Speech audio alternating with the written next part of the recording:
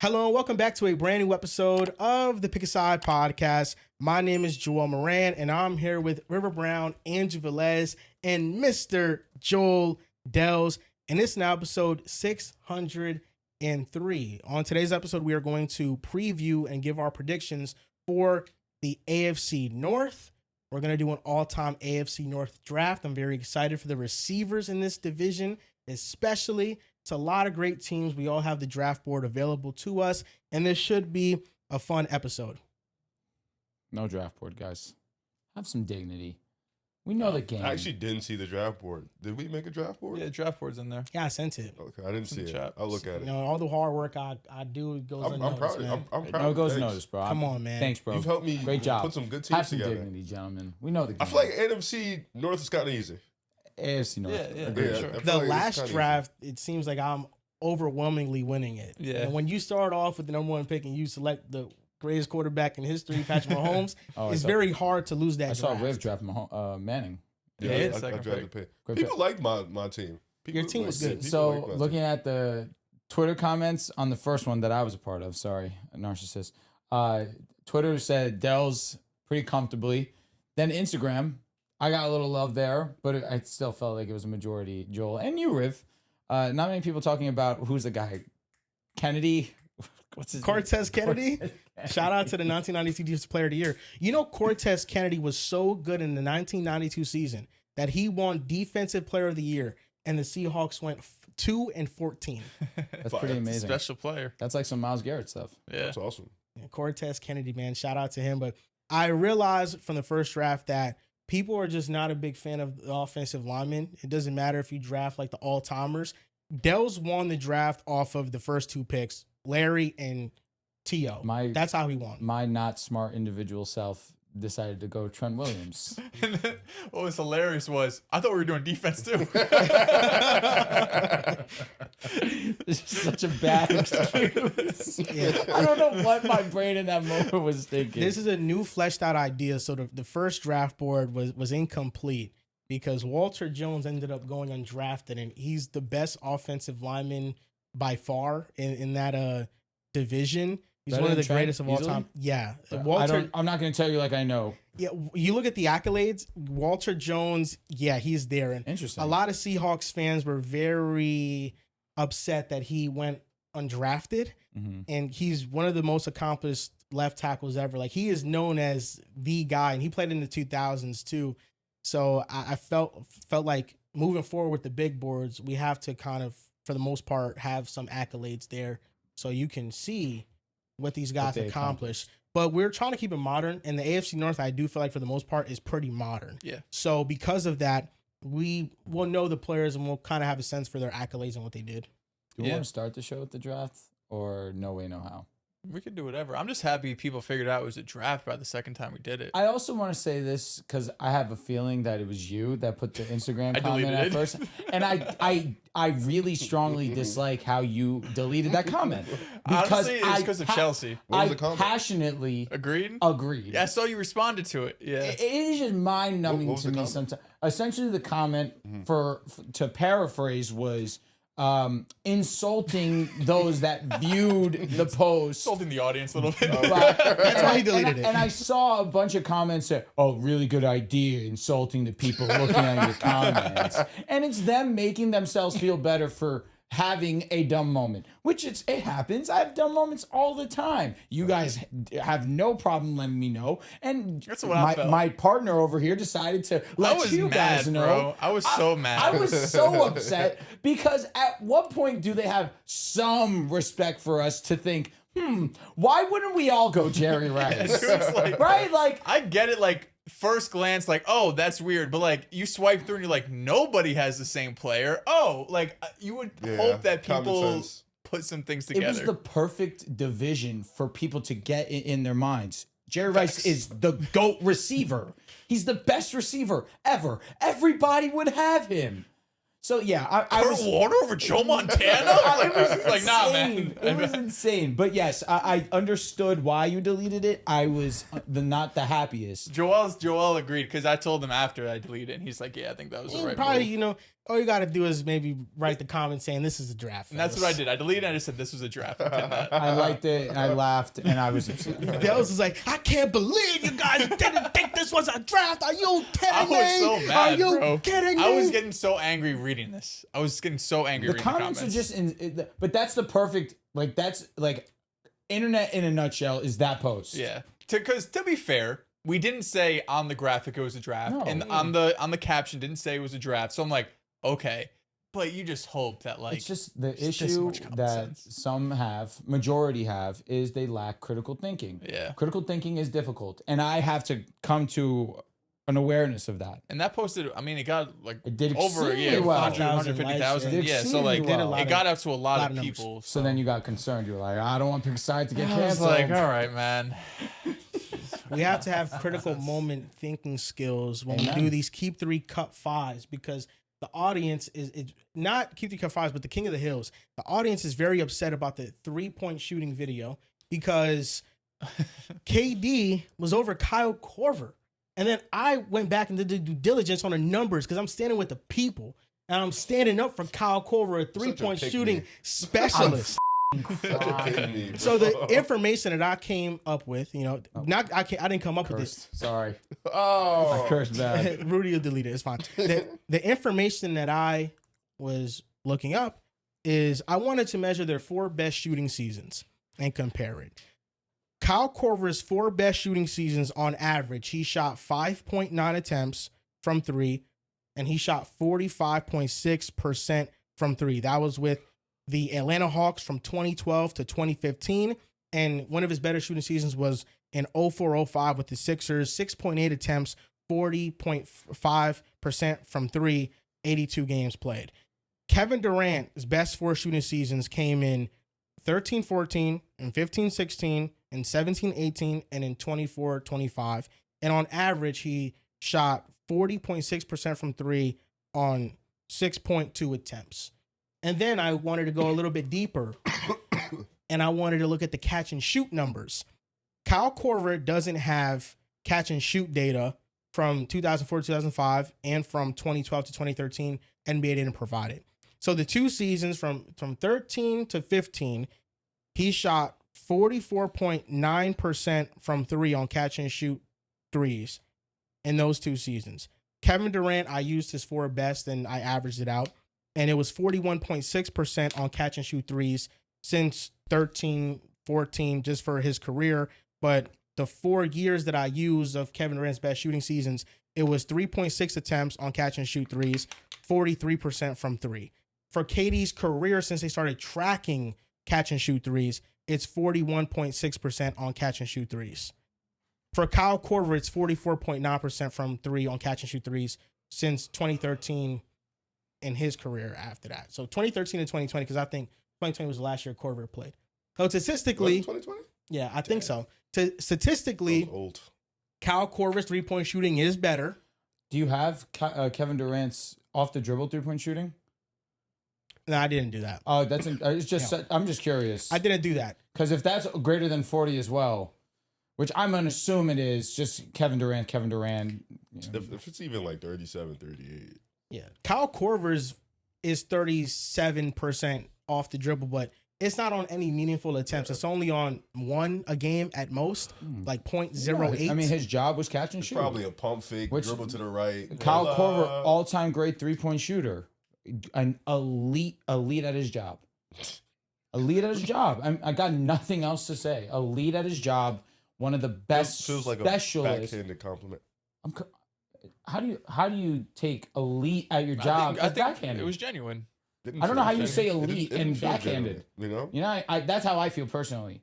If you say somebody's elite, I'm not gonna say it's backhanded. He was elite at his job. I just think when you At his job. You see what I'm saying? At his job part seems like it's, Yeah, he was lead at his job though. that's it. He's elite at his job. No one's asking him to tween, hezzy, No. step back. We're not He don't got that. Nobody. He don't got that, But here's the thing. And if he were to do that, we say, hey, go do your job again. Get back to your job. Seems like a shut up and dribble moment. Won't go that far. Oh, brother. But the statistics do show that Kyle Korver standing, Mhm. he'll make the shot more often than Kevin Durant. Okay. Amen to that. More So you know, you're man. basically saying like who would win in Off three-point pin downs. shootout? Well, who would win in 3-point contest? I do think it's Kyle Korver. I agree. In a 3-point Three-point contest, I think it would be Kyle Valid. Korver. Okay. I don't hate that. Looking at KD But if though, somebody came to me and said Kevin Durant would win that 3-point contest, I'd be like, okay. I would say, hey, man, I understand. It's Kevin Durant. And I would be that person that tells you Kevin Durant will win. How many has he been in?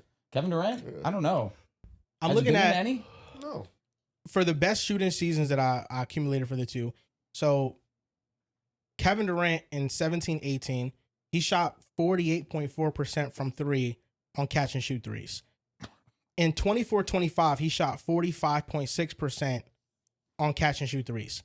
Kyle Korver, his best season with Atlanta, in 14-15, he shot 50% on catch and shoot threes on 5.3 attempts. Essentially an automatic shooter. Yep. Yes. And then in 13-14, he shot 49.1% on catch and shoot threes on 4.8 attempts. And for Kevin Durant, those numbers were 3.2 attempts in 17-18 on catch and shoot threes and 4.8 attempts on catch and shoot threes in 24-25. So I mean, these are two great shooters. Obviously, when you're comparing like this, the numbers help paint a clearer picture, man, of who's better and who'd you rather shoot, man. But It is those- Kyle Korver, man. Who would I Respect rather him. shoot? Respect him. It's Kyle Oh, Korver. no, Yeah, I want Kyle Korver all day. I want Kyle Korver. You're a Give liar. me Kyle Bad Korver. statement. Yes. Who would you rather shoot? Bad statement. Yeah. Because you know the answer is Kevin Durant. Hey, in the I mean, he has been context of sour this on KD conversation, lately, so actually, I don't know. I'll tell you what, the change in tune on you this offseason with Yeah, Kevin I don't know. Durant. He in the might- context of the conversation, we clearly mean 3-point shooting. So who 100%. do you think's Who would better I shooter? rather have? Who would I rather shoot that 3-point shot when it matters most? Yeah, 10 times out of 10, give me the Give me Slim KD. Reaper. What Like are we if doing? you had to break it up, so you have off the dribble, you have off the catch, and you have pull up. What's the how's the chart? Like, do you favor one more than the other, or is it all like 33%, 30? Like, how do you? Well, at first you asked me who's a better shooter. KD is a better shooter because you have to account for mid range. So like better totality of a shooter, it's Kevin Well, Durant. But from three, just three. you know, off the catch, it's Kyle Korver. I think that's clear. Yeah. Off the dribble, it's KD. I think that's clear. He's asking, what do you favor more? Like, of the categories, the off the dribble and the catch and shoot, coming Pull off up. pin downs, all Pull up, this. transition, all that. Like, I mean, what- they both are pretty important. So what do you favor in your opinion? Because if you're saying Kyle Korver's a better shooter, you're favoring off the catch. Depends. Yeah, Kyle it really Korver, you want depends. to be catch and shoot. KD, you probably want more pull up. Because But there's now some you're forcing the defense when the ball's in that player's hand to play up on you. And now a lot of the eyes are on you, knowing that you have this elite ability to knock down that three top key. with Yeah, ball in but your then hand. the conversation changes from like then who's a better offensive player who draws more attention. And obviously, it's Kevin Durant, bro. Kyle Korver doesn't belong in the conversation. But just strictly talking about 3-point shooting and not overthinking the subject, it's just like strictly catching the ball and shooting a three. That is not it what is the Kyle Korver. That's conversation actually was. dumbing 3-point shooting down. Yeah, that But is. who would you rather have coming off the screens, movement shooting? Off the dribble, off the catch, Kyle. And that's not just standstill 3-point shooting. Who would you also rather? Kyle. So like off So it's just movement, pull up, really. it's just pull up that Kevin Durant has the advantage. But we're talking about like off movement, off just standstill. I think those categories would go to Kyle Korver. Mm. You gotta respect the one-time All-Star, man. He did make the All-Star. Yeah. man. You know, he's a That really was such good a All-Star crazy player. fault, man. Yeah, shout out to him. There's been a lot of things that's been happening that I feel like I want to touch on a little bit on this podcast because Julian Newman has been like in the news a lot. I've been getting a lot of Julian Newman content on my FYP, just him talking back to everybody else. Is that an indictment on you? It might be. I'm Your For You I'm page is into the looking like- drama. It's cool, bro. It's funny. It's Can't entertaining. say too much, bro. We love Love Island. I love Love Island. I'm into the drama, but here's what I ended up like realizing.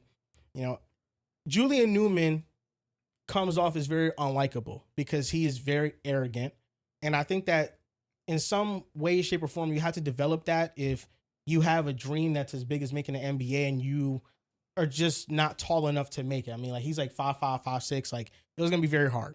So the backstory is that he blew up when he was really young with all these crazy basketball workouts, and he was viewed as a basketball prodigy. He was on the Today Show with Michael Strahan, and you know they're over here asking him if he's going to make the NBA. You know he's over here saying yes, and he's very young. So he started playing varsity high school basketball since he was in middle school. He has 7 years of high school basketball years recorded because he's been playing for that long. Mm-hmm. So here's my thing. The only thing I'll ever defend Julian Newman on is I don't think he was a terrible basketball player, because I wanted to do my research, because he says something in the video and you can't take everything he says at face value because he be lying a lot. So I had to go and do my research, because he said that nobody in high school basketball history has more points than him and has more assists than him. He did play a very long time. He played like 7 years compared to like other people's like 3-4 year sample sizes. 6th grade. So some people do that now though. They'll play varsity like 6th grade. If like, he was short, how short was he in 6th grade? They'll play him he'll varsity. probably the same height he is now. Yeah, but I looked it up on Max Preps on the website. On Max Preps, it turns out that Julian Newman, you look at his scoring for his high school career, he's 4th all time in scoring in high school basketball history. Close. 6,246 points in high school basketball. Number 1 is Demon Carter from 2000 to 2006. Awesome name. He went to Riverside Academy. I don't know if he ever made the NBA. I mean, the top 4 is Demon Carter, Greg Prosell, Jeremy Monquox, and then Julian Newman. So really, I don't really know who the top 3 are. It's a shame that the top 3 are guys I've never heard of in my life. We would have known the Demon guy. Because I feel like most times, like NBA players, they don't start off varsity freshman year and then they're just like elite. Like Michael Jordan got cut from his freshman team. Usually I feel like players that make the league have a crazy growth spurt like their sophomore year, and then their last 2 years they just like dominate. Most of them also like play on stacked teams for better competition. That's so their true. numbers, like Cade and Scotty and all them played on the same team. He was averaging like 14 a game. That's true. Julian Newman, his assists in high school, he's number 1 all time with 2,211. Sheesh. So if you look at the high school basketball history, he's 4th all time in points and 1st all time in assists. And I know some of the detractors will say, but he played a long time, but he was on a team that he was the number 1 scoring option. Frank Gore, the Frank Gore of high school basketball. Good comp. But all in all, like, you have to be somewhat good at basketball, because even if you have a father that is handing you opportunities and playing time and the shot selection, you still need to make your shots. Like, it's not easy to put up that many points. And for being somebody that's like 5'5", 5'6", like, I do think that he maximized like his basketball ability clearly, because he's like in the record books for high school basketball. And looking at his high school career, he averaged 25 points, 9 assists with 4 rebounds and 3 steals. And I was looking at the percentages because one of the knocks is that like he's inefficient. And I looked at it, and for his high school career, he shot 48% from the field, and he shot from 3, 49% from 3. It's crazy. So these are really good numbers. So I do think that, like, obviously, you know, he didn't make the NBA. When you're 5'5", you're just not going to make the NBA. But he clearly wasn't a bad player. Like, now he's probably not training as often and stuff. But, you know, I don't think he was terrible. I was doing the research for myself, and I was like, I mean, these don't look like bad numbers. Like, Did he get a D1 offer? Nah, he went to this college called like Bethesda. I don't know what it's He called. didn't get a D1 offer with those stats. Like, they didn't even give him a chance. His father messed him up, man. I'm telling you, like, you shouldn't be making your own school. You handpick your schedule, like, because dudes have been D1 at that size. It's just you got to play with the right comp. I mean, they did say that they were bigger than the Ball family. Okay. So you think it's a personality thing? LaMelo School played them and they beat them by like 100. That makes sense. Yeah. Not Chino. Oh, Spire. Wow. The one after. When, like, I think LiAngelo went to college. Lonzo was probably in the league by then. But he was. And that's where the delusion comes from, because there's been statements that Julian Newman has said, like, if you look at that game where we played Spire, we played LaMelo's team, like, our tallest player was as tall as their shortest player. And he was like, but you look at the stats, I played LaMelo. I had 20 points. He had 14. It's like, they blew you out by 40. Like, of course, like, this game that LaMelo wasn't even trying. And, like, come on, dog. Like, yeah, he's different, bro. And now he's an manager. Shout out to him. Shout out to him, man. Yeah, no, I don't think we could say it on the podcast, so we'll bleep that out. But yes. Oh, you can't. It's just a service. Yeah, I know, but you know, you two, man, don't catch that, man. Don't catch the verbiage on that. You gotta relax. OF or no? No, just leave it alone. It's just on the website. It's on the website? It's on the website. Okay. Just on Google search and whatnot. Yeah, he said another statement that they had a brand called Prodigy, like they sold their merch, and he was like, yo, we was at the same tournament, and the line for the Prodigy brand was going all the way out the door. And for Big Baller brand, they only had like one person at they stand. Yeah, bro. You gotta So have some form of delusion, right? It seems like he has a lot of forms of he's been delusion. beefing with mad people, bro. He's been beefing with Black Boy Max. He's been beefing with the 520 podcast, B-Hen. Yeah. B-Hen just responded You've to been him. locked in too, bro. Uh-huh. You've been locked in on Julian Newman? I saw the B-Hen response. It was funny. So funny. But I didn't see Yeah. the original video at what Julian Newman said to him. He was on No Jumper, and after the No Jumper interview, he's like, I saw some dude on No Jumper. He's running his mouth. And then, he was also called out by Matt Barnes. And he was like, they was on a podcast, and they can't keep my nuts out their mouth, bro. I wouldn't say anything to Matt Barnes. He man. was I would like, stay he away from starts that. all his videos off like that. Like with Plague Boy Max, he was like, Plague Boy Max can't get off my bike. He stay on bike. Oh my god. Nah, bro. Where's he from, Julian Newman? I think he's from Florida. I thought Cali. Might be Florida. Though. Okay. Florida or California. All right. Yeah, it's funny, bro. It's funny content. I didn't even invest it like that, but it's funny content. You're invested. I mean, bro, you just told me the you whole were saga definitely of- invested. You just said You you, just were told doing us his I research. used to on not be Julian invested, but it started popping on my FYP. So now I've been watching it like, Now these you're very rants are invested. hilarious, bro. You see, they're doing a spin-off. Did we talk about this already? Oh, the For Snowfall Power? spinoff? For Or Snowfall? Snowfall, yeah. So It's that's- dropping, I think, next month. Has anybody watched the Lantern episode? Nah. I've heard. I saw it. How pretty was good. it? Yeah. Pretty good. I need to lock in. That they It's might. on HBO. Yes. I need to lock in. They might save them. Lantern might. Lantern might save. The Supergirl was some mid. It was It was mid. it was good mid though. It was like I would never watch it again, but it wasn't like bad. Interesting. You know. All right. I like where your head's at. I thought it was solid. I didn't It was think like it I was. walked out and I was like, I didn't waste my money, but I probably won't. Here's see it the again. thing. The start of it is Superman. Yeah. And Superman was great. It was good. Supergirl, all right. We'll see what's up with Clayface. We'll see. That should be Clayface good. is about to be a banger. But, But yeah. when Green Lantern's moving, also Peacemaker counts. Does it really? It 100% counts. He brought him back. If you're relying on specifically. Peacemaker though, Whoa. I don't like that. he's That's not, like the Guardians of the Galaxy. They're very important. no. It's so not. Why? They're galactic. What do you mean? They're not important? No, in a sense of like they actually are like a part of the Avengers. Like, But you know like what I'm when the saying? Guardians of the Galaxy first came out for the casuals, they were just like, oh, For sure. interesting. But I'm saying like nobody's calling Peacemaker in a DC war. Respectfully, Okay. you know what I'm saying? Like I he's understand. he's like to a lesser But he's degree cool. the Punisher. But he's awesome. He probably is. He probably is. It's a good show. All That's right. all I mean, really. I'll try it. It's more about, you haven't seen it. No, Oh, bro, you're talking, you haven't even seen it. I'm shocked. I didn't really want to watch it. You gotta lock in. Season Okay. 1's peak. Okay. Does Season it get 2's good. okay? So it doesn't get worse. No. I'll try. Have you seen Suicide Squad? Yes, both Okay. of them. He was With in him. It. Yes, That's what I'm He saying. was good in it. He was good in it. Yeah, he was. Yeah, he was good in it for sure. All right, I just all right. never tapped into the show. That's crazy. Yeah, no. It's a good show. All right, I'll try it. I've been rewatching The Wire. Okay. I got it. I got to at least give a stern effort. I haven't given a stern effort. It's slow, like it's slow paced, but it does a good job at building the world that you're in because it's trying to capture so many different perspectives. It's trying to capture the perspective of the police officers and their job, and it's called The Wire because they use wiretaps to try to get these guys. And then it covers like the kingpins and then the people that are beneath them and all they go through and the politics behind that. It's cool, bro. Every season has its own theme that it kind of pays attention to. Like some seasons is about like the schooling and the school system. I love the show because it was entirely shot. It was shot in Baltimore. Mm-hmm. Like they went in there and they shot the scenes there. And I mean, you could see it. Like it's real. I like it a lot. It looks like the trenches. Yeah. Looks like Seen a the place first I season don't want to go. twice. Yeah. What It's year cool. did it come out? I think in 90s? 2000, 2000? 2001. Oh, okay. I think that's when it came out. But yeah, I like The Wire a lot. It was cool. You know what I started rewatching? What? The League. Oh, it's that time of the year, man. Timeless show. It is. Never- What is that show Timeless about? Yeah, what is that about? It's about a group of guys. It's an 8-man league. They run fantasy football league.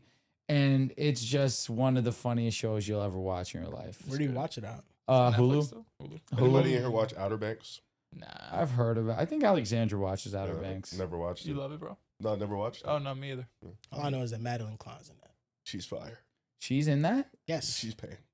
You didn't know that? No. That's like what put her on. No, she's pressure. She is one of the goats right now. Yeah, Yeah, I saw it popped up on Netflix the other day. New episode. That's pretty chronic. Yeah, never seen it though. I'm not going to tap in, but that's good to know. You said Madeline's in it, right? That's all you need. I might watch it. You watch shows for less. Yeah, so much less. So much less, bro. So what do you guys want to start off with? You guys want to start off with the draft? We can. Draft would be more fun. We're going to start with the all-time AFC North draft. Last draft, I got the number 1 overall pick. How did you luck into that? I'm curious. I just told him I'll get a He number 1 just overall took pick. What? Okay, so there was a just bit took of it. collusion. No, he just took it. I forgot what happened. I'll be honest. I couldn't allow anybody to draft Patrick Well, Mahomes. we never really had a way to decide the order. The first time we were just like, Riv, here, you have the first pick. So this time it's either Dells or Drew with the first overall pick. So you Oh, guys wow. can decide that Here's within the thing. yourselves. I will take Lamar Jackson if you give me the number 1 overall pick.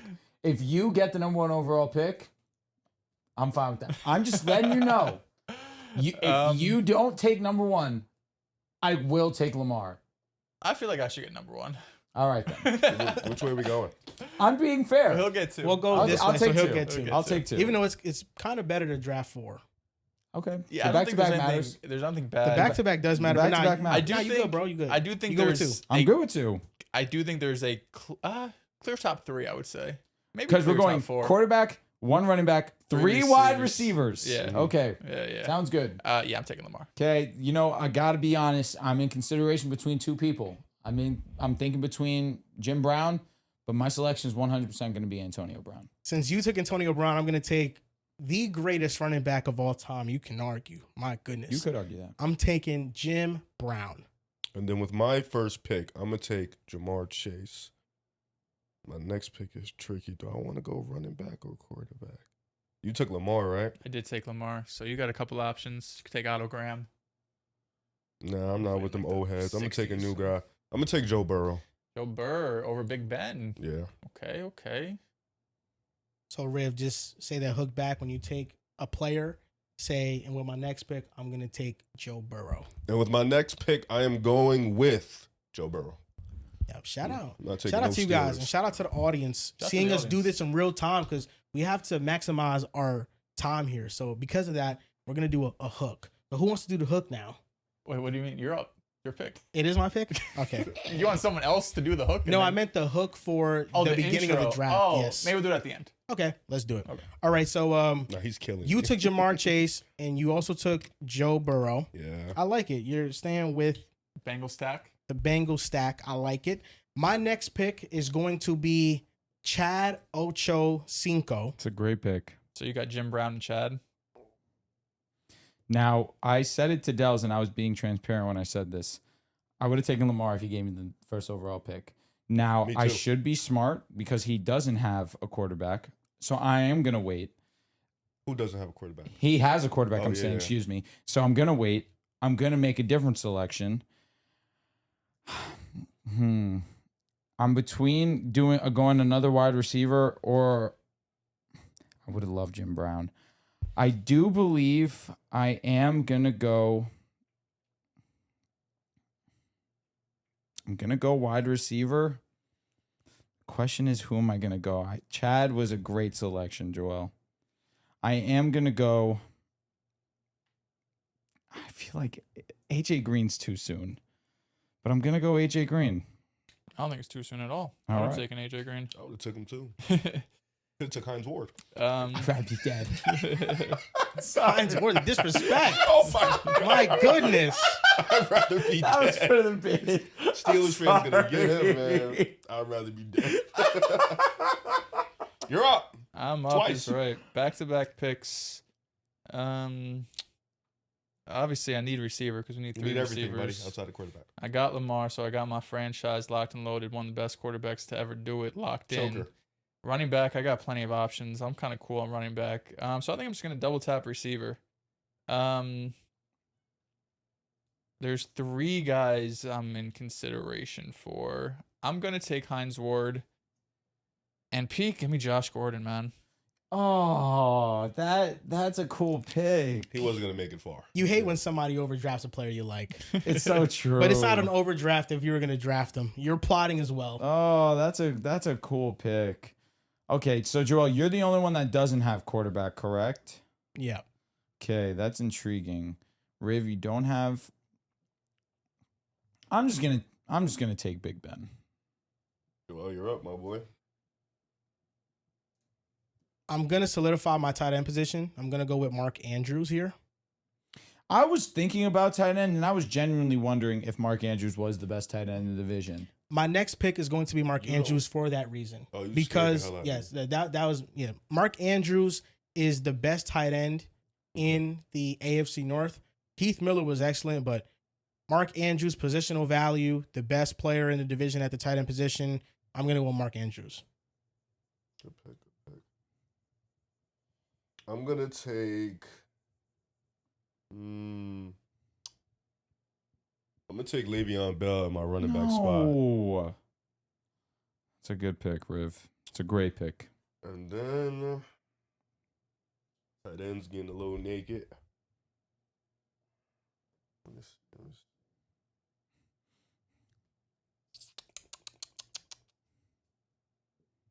Now you don't have a running back. Mm-mm. Okay. He has a running back. They both do, right? Yes, they do. Yeah. There's running backs are nuts. I was like, I'll take it last. They are pretty nuts. Yeah. There's multiple guys to be more than I'm happy with. gonna take for my next pick. I'm gonna take. Damn.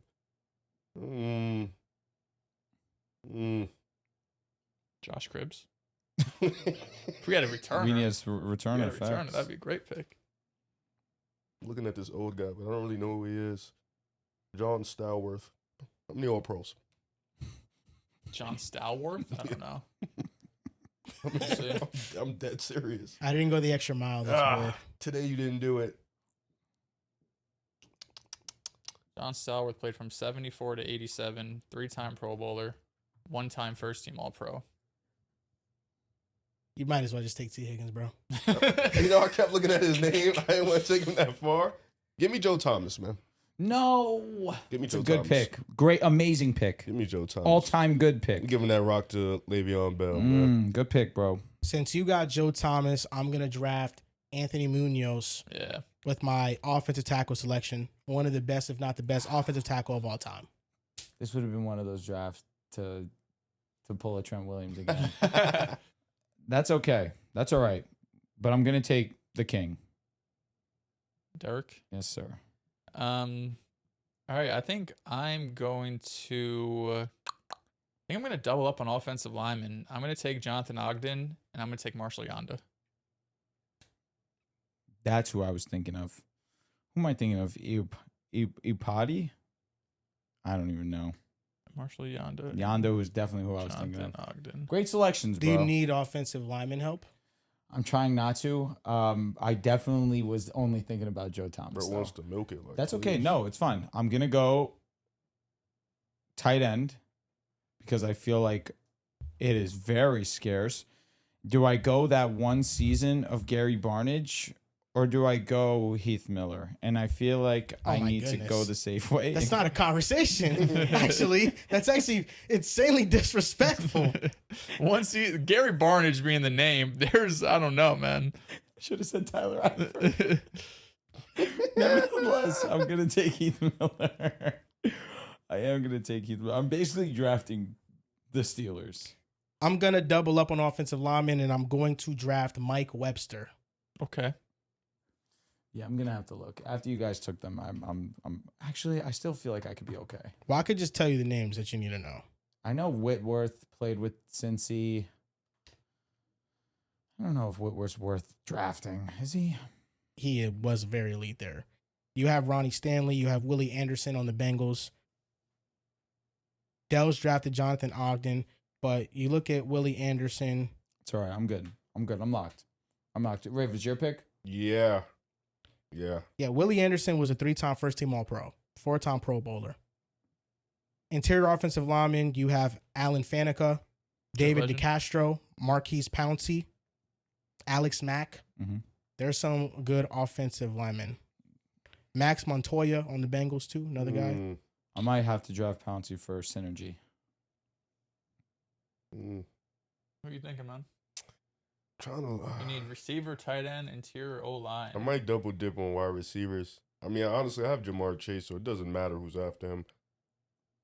You only have one? Yeah. Oh, brother. That's what I'm looking at. Who got a K? I'm about to go straight young. Yeah, I'm going young. Give me George Pickens. And then give me T. Higgins, man. All right. We don't got no old heads on our Let's team. see. Are you in your bag right now, Joel? How many receivers you got? I only have one. I have Chad Ochocinco. Oh, okay. I mean, that's a pretty great one. Nobody took Derek Mason? Nah. Derek Mason's still on the board. Okay. My next pick, I'm going to select the Ravens' best receiver of all time, Derek Mason. It's pretty great. How many receivers do you have, Dels? Dos. Okay, I'm going to take my last one. I'm going to take Lynn Swan. You take Lynn Swan. All right, so I got back-to-back picks. So I need wide receiver. I need tight ends. Oh. Give me Santonio Holmes. No, it's a good pick. Super Bowl MVP. I don't know why. I don't think. Over Anquan Bolden? Yeah, Anquan's best years, I don't think were on Baltimore. Over Jarvis Landry? Yeah. Over Odell Beckham Jr.? Yeah. I'm thinking of these players while they were on this team. TJ Know what I mean? Hughes-Manzada. Give me Santonio. Comfy? Give me Santonio. Mm. Also vibes. I need tight end and running back. Running back, I'm the only one left, so I'll take the last tight ends. There's not a lot of options. Drew did mention Gary Barnage, but You were laughing at me. I was, but I think the best option David Njoku? is probably David Njoku. Real. I was not joking. Tyler Eifert had a moment. Yeah, no, he did. For my offensive tackle, do you guys have interior offensive line? Yeah, I need one. I have both. You need one? You have yours? I have both, yeah. Okay. I'm just going to take Andrew Whitworth because we share a name. And because, of course, he was amazing. All right, Joel, you're up. This is tough because What do you need left? I need quarterback and wide receiver. But I don't need to draft a quarterback because you guys have your quarterbacks already. You really took Joe Burrow over Big Ben. Yeah. It's pretty cool. But he's smart for taking Burrow because he would have definitely he's a hot commodity right now. I'd love to have Joe Burrow right now. I went for Oral. I mean, I I'm got looking the best duo in the division's history. What? AB and Big Ben. I have the running back. You're cooking. I have Joe Burrow and Jamar. You're cooking. They're definitely in second place. I'm looking at the receivers left and Mike Wallace, Plaxico Burress, Anquan Bolden, Zay Flowers, Torrey Smith. I feel like of those guys, Zay Flowers is the best. Mike Wallace? I think he's not better than Zay Flowers, but Mike Wallace is really good and fast. Bengals, Tyler Boyd, Chris Collinsworth, Terrell Owens, TJ Hughes-Manzada. Terrell Owens had a year on the Bengals, and he was really good. But I don't think that I'll take any of these players over Zay Flowers. I do think Zay Flowers is the better of all these guys. And then I'm looking at the Browns. You have Braylon Edwards, Jarvis Landry, Amari Cooper, Odell Beckham Jr., Jerry Jeudy, and Josh Cribbs is just a return guy. It's between Zay Flowers and Jarvis Landry for me. Amari Cooper? I'm bugging. Amari Cooper is also in the conversation. He was a two-time Pro Bowler with the Browns. So was Jarvis Landry. Who do I think would be the best of the three? I'm going to go with Jarvis Landry with my selection. Good pick. To complete my receiving core, I'm taking Jarvis Landry. All right. I'm going to, my interior offensive line, I'm going to pick up Alex Mack. So I have two Browns on my team. Usually, you know what? That could be taken out of context. So And to finish off my team for my tight end spot, I'm just going to take Shannon Sharp. okay, that counts. On the Ravens, That yeah. counts. Counts for sure. I had to check. He had a cool 800 twice, you know? I'm surprised no Ozzie Newsome. He gets selected. I don't know who that is. Do you have tight end David Njoku. over Ozzie Newsome? Give me That's the okay. current guys, man. You reached. I reached You reached. my second last pick. You reached on the Joku. Okay, so now it's on me. My quarterbacks. I'm between Terry Bradshaw, Ken Anderson, and Otto Graham. Carson Palmer as well is in the conversation. Mm. Boomer Esiason? Boomer Esiason's also in the conversation. Relative to era, the most accomplished guy here is Otto Graham. Yes. So I am going to select Otto Graham. Have some shame. It was between Otto Graham and who? Terry Bradshaw, Okay. Boomer Esiason, Ken Anderson, Carson Palmer. Okay. So give me Otto Graham. That's All why right. I did not want to be the last I one. feel like you couldn't wait for quarterback in this one. No, Couldn't wait. no. You couldn't wait. I mean, I'm still listen, Joe Burrow is great, obviously. Big Ben is Super Bowls don't move me, man. all right. Okay. I am going to take Pouncey with my last pick, interior offensive line. My last pick's going to be Nick Chubb. Over Jamal Lewis. Give me Nick Chubb. 2 bands. Nick Chubb did year in, year out, man.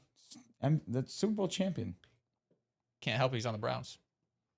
If I asked you guys to go in the exact order that you drafted your players, would you be able to do it? Yeah. Pretty sure. Should be able to. Okay, let's do it then. We're doing an all-time AFC North draft. I get the first pick. Give me Lamar Jackson. And I got the second pick. I'm going with the best receiver in the division, Antonio Brown. I'm going with arguably the best running back in NFL history, Jim Brown. I got back-to-back picks. I'm going with Jamar Chase and Joe Burrow. With my next pick, I'm going with Chad Ochocinco. I like that pick, dude. But you know what? I'm going to follow that up with AJ Green. My next pick, I get 2 picks. First, I'm going with Hines Ward. Then peak for peak, this is everyone at their best. I'm going with Josh Gordon. That's arguably the best pick in the draft, though. You like that one? And that's incredible value. Excellent pick, bro. But you know what? I got to solidify my quarterback. I got to go Big Ben. For my next pick, I'm going to draft Anthony Munoz, one of the best offensive linemen of all time. Your pick was Mark Andrews. Not in this world. Oh my God. God. No shame. My go? Yep. I got back-to-back again. I think peak value, I'm going with the best running back outside of Jim Brown. I'm taking Le'Veon Bell. And then with my next pick, I'm going to go with Joe Thomas. With my next pick, I'm going to go with the best tight end in this division, and that is Mark Andrews. It's a good pick. I'm going to go with the legend. I'm going to go with the king. Give me Derrick Henry. I need to get some fat boys on this team. I'll go with my offensive lineman. Give me Jonathan Ogden. Give me Marshall Yonda. I like where your head's at, Dells. That being said, this tight end position is scarce. I'm going to take Heath Miller, even though Gary Barnidge, honorable mention. Gary Barnidge. 1 year Gary Barnidge One had to year be there. wonder. You He had to was be there. elite. Not to mention Ozzie Newsome. Please respect him. Ozzie Newsome, Hopefully, Hall you of guys Famer. draft him. I'm hoping so. With my next pick, I'm going to go with arguably the best center of all time, Mike Webster. I got back-to-back again. I'm going to go George Pickens, T. Higgins. With my next pick, I'm going to go with the best receiver in Ravens history, Derek Mason. It's a solid pick. Nevertheless, let me put my last wide receiver on the board, and I'm going to take Lynn Swan. I need some more pass catchers too. Give me Santonio Holmes at wide receiver and David Njoku at tight end. Jet Legend, shout out. Jet legend. Needed some offensive linemen. I'm going to go my name twin. Give me Andrew Whitworth. To complete my receiving room, I'm going to go with Jarvis Landry, 2-time Pro Bowler on the Browns. And to finish off my draft, I'm going to take Alex Mack and then Shannon Sharp at the tight end spot. And to finish out my draft, I'm drafting Otto Graham, one of the best quarterbacks ever for his time. What an excellent pick, fellas. Incredible value. With my final selection, you guys took your quarterbacks. I really could have waited the entire way to get mine. You guys, Otto Graham fell right into my lap. Awesome. Legend, Hall of Famer. Interior offensive lineman. Let me lock in my synergy with Big Ben and his center. Give me Marquise Pouncey. My last pick of the draft, I'll go with Nick Chubb. And to recap our all-time teams, my team is Otto Graham, Jim Brown, Chad Ochocinco, Derek Mason, Jarvis Landry, Mark Andrews, Mike Webster, and Anthony Munoz. Why'd you just do that? Because it's better as for the short. Oh, okay. All right. I'm sorry, the podcast people have been listening to the same, Wait, do we the all have same to do that? order of draft for the last 15 minutes. That's why if we perfected the first time around, we don't gotta do your this. fault. No, it's not. No, it's not. No, it's not. Wait, so we all have to. Recap. Yes. Why We're are we recapping. recapping short? No, we're recapping. Why are we recapping? Go ahead, Dallas. All right, my AFC North all-time drafts. I got Lamar at quarterback, Nick Chubb at running back. My receivers are Hines Ward, Josh Gordon, Santonio Holmes, tight end Njoku, interior O-lineman Marshall Yonda, and offensive tackle Jonathan Ogden. You really nailed those linemen, man. But my quarterback, I went with Big Ben. Running back, the king, Derrick Henry. I got Antonio Brown, AJ Green, Lynn Swann as my 3 wide receivers. Got Heath Miller, Marquise Pouncey as my interior, and Andrew Whitworth as my tackle. And my team got a little swag. I got Joe Burrow at quarterback, Le'Veon Bell at running back. My 3 wide receivers are Jamar Chase, George Pickens, T. Higgins, Shannon Sharp sliding in the tight end spot. My interior offensive line is Alex Mack, and Joe Thomas finishes off my team. If we're going solely off vibes, The internet's going to say Riv you one have because- a cool team. Right? It just AFC North names, old heads are boring, man. Let's get some swag. No, in I here. get it. I would have taken T or Pickens over Santonio. Brother, Yeah, you your took team Hines is Ward. awesome. Your team is in the mud with aura. No, that's a fact. That's why I got Josh and Santonio to try to pick it back up. You know, shout out. What do you mean Santonio? Here's the thing, Josh is A a good, touchdown? here's Not the thing. alone. You're right. You're Dell's team, Josh ain't gonna make it. Yes, he is. For the season, that's now all. we're all, It's- bro, in 2026, he could smoke marijuana. It's He legal. can, yeah, he can now. He'd be blasted on the He can field. now. Shout out to all the podcast people that have been sticking around Yeah, I because don't definitely want it. the audience needs to understand that, you know, a perfect dance is recited, it's practiced. You know, you had to practice the dance moves, getting it wrong, misstepping. I even misstepped a couple times. I mean, sometimes the instructor could slip too. I mean, let's get that clear. But yes, you know, the more we do this, the better it should flow off. We should do it naturally. It should be in the flow of the draft, fellas. Let's get it. All right. But now we have the short form clip perfect for our editors, and that's what we do it for. So if you're watching this, you just watched that entire mess. It is for our short form editors, so they understand what they have to clip, and it's perfect for TikTok, Instagram, and YouTube Shorts, and also And Facebook. Facebook. Before we get into our all-time defense draft, I want to take 5 to 10 minutes to talk to the audience to let them know what's on the horizon. So if you're watching, make sure you like the episode and you subscribe to the channel, and you're definitely going to want to stick around for the draft for the defense, because that's going to be better than the offense draft, and it should be much smoother as well. So the next 10 minutes that I want to take out to talk about is our plans for this upcoming season when it comes to our content. So for this upcoming season, we are going to try something new because we feel like we need to. And what we're going to do is that we're going to live stream Sunday Night Football in the studio. And we're going to be here and we're going to go live with you guys. The duration of the game is usually 2 to 3 hours. And then after, we're going to take like a 15 to 20 minute intermission and we're going to get right into our live podcast episode recapping the week that we just saw. So just want to let you guys know that is the plan for this upcoming NFL season, the content schedule. Sunday Night Football will be here with you guys, spending time with you guys. And then the next podcast we'll record during the week will probably be Tuesday, sometimes Wednesday, because you never know. Schedules sometimes get sporadic. But Sunday Night Football, that is what we're planning to do. So here right now on episode 603, we have a verbal commitment from the team. I, Joel, will be attending. I will be there as well. I'll be Every there. Sunday. I'll be there.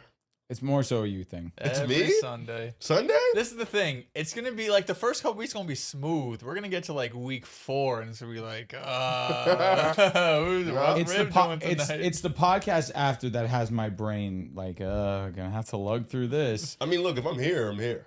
But I'm Yeah. not. I mean, No, for sure. We watch the That's the game thing. You You gotta together. get me here. Get you here. We Yeah, you step gotta get me outside for halftime. We come back in for the rest of the game. What we do the stepping outside to podcast. do? Chit If chat. you can guarantee me we can step outside and do a little something after, I'll be here. No, we can definitely go get some little lunch. halftime break. get some yeah, dinner. get some food. During I like that, I halftime, like You know that. what I mean? Just Chill, damn near- vibe out. I'm working on Sunday.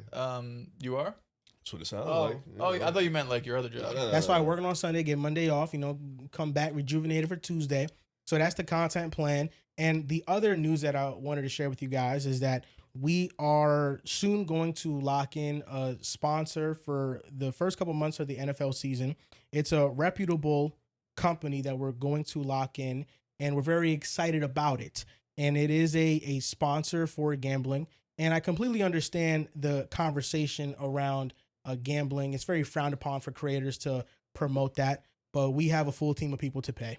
And if you guys like watching this content, you guys like the way it's produced, we have Tyler behind the scenes switching all the cameras. We have graphic designers. We have editors for long form and short form. We have to pay them. And we also have to get paid from this as well. And we're hoping to make this a full-time thing so we can do this as our full-time jobs and consistently provide you guys with content. And those sponsors help that out. So that's just being transparent with you guys. And why, even if it is frowned upon, for us, it's very hard to not accept it. I mean, big companies like ESPN and Fox and all of them, they promote these companies and they don't even need it, man. We need it more. we need that bag. It's a fact. I also don't mind gambling too much. You got to do everything within reason. It's a fact. I fake need that. You ain't answer my text. I need that. And that's the thing. So, yeah. You're cooking. Yeah, So I our need new that. sponsor, they're going to give us a certain amount of credits each month to play with, and Riv is going to be manning that account. I'm on that Be honest. every day. Oh, it's only one of us. Well, I think we can all have the login, but we can all place whatever we want to Oh, play. I thought each individually we would get it. That'd have been fine. Oh no, That'd been. I don't think so. I think it'll just be on one account. That's Yeah. cool. Yo, let's run it up. You got baseball. I got basketball. I'm be honest, probably gonna lose, bro. Every Sunday we Baseball's should hard. just have something. Baseball's Sunday night hard. football, we Good should point, have good something point, we good can point. ride Are we on really every Sunday. losing? No, Something you're we can cooking. ride We're on. not losing here. The Just thing cooking. is that with gambling, you have to go into it with the mindset that you're probably not going to win. When you do win, it does feel good. It's a little cool. But at the same time, you do have to understand you're probably going to lose more than you win when it comes to that. You just have to be responsible and Unless you know have the how odds. much you can wager. And you have to be responsible. You can't wager too much. And our goal here in promoting, a company that has gambling is not to get anybody addicted to gambling. That's not our intent at all. We do get compensated for every time you guys sign up and use our code, and that does help. But if you guys just want to help out the show once and just use the code and then not use the app, you could do that. Like that, it all counts the same. So you don't need to become addicts to support the podcast. You can Very just true.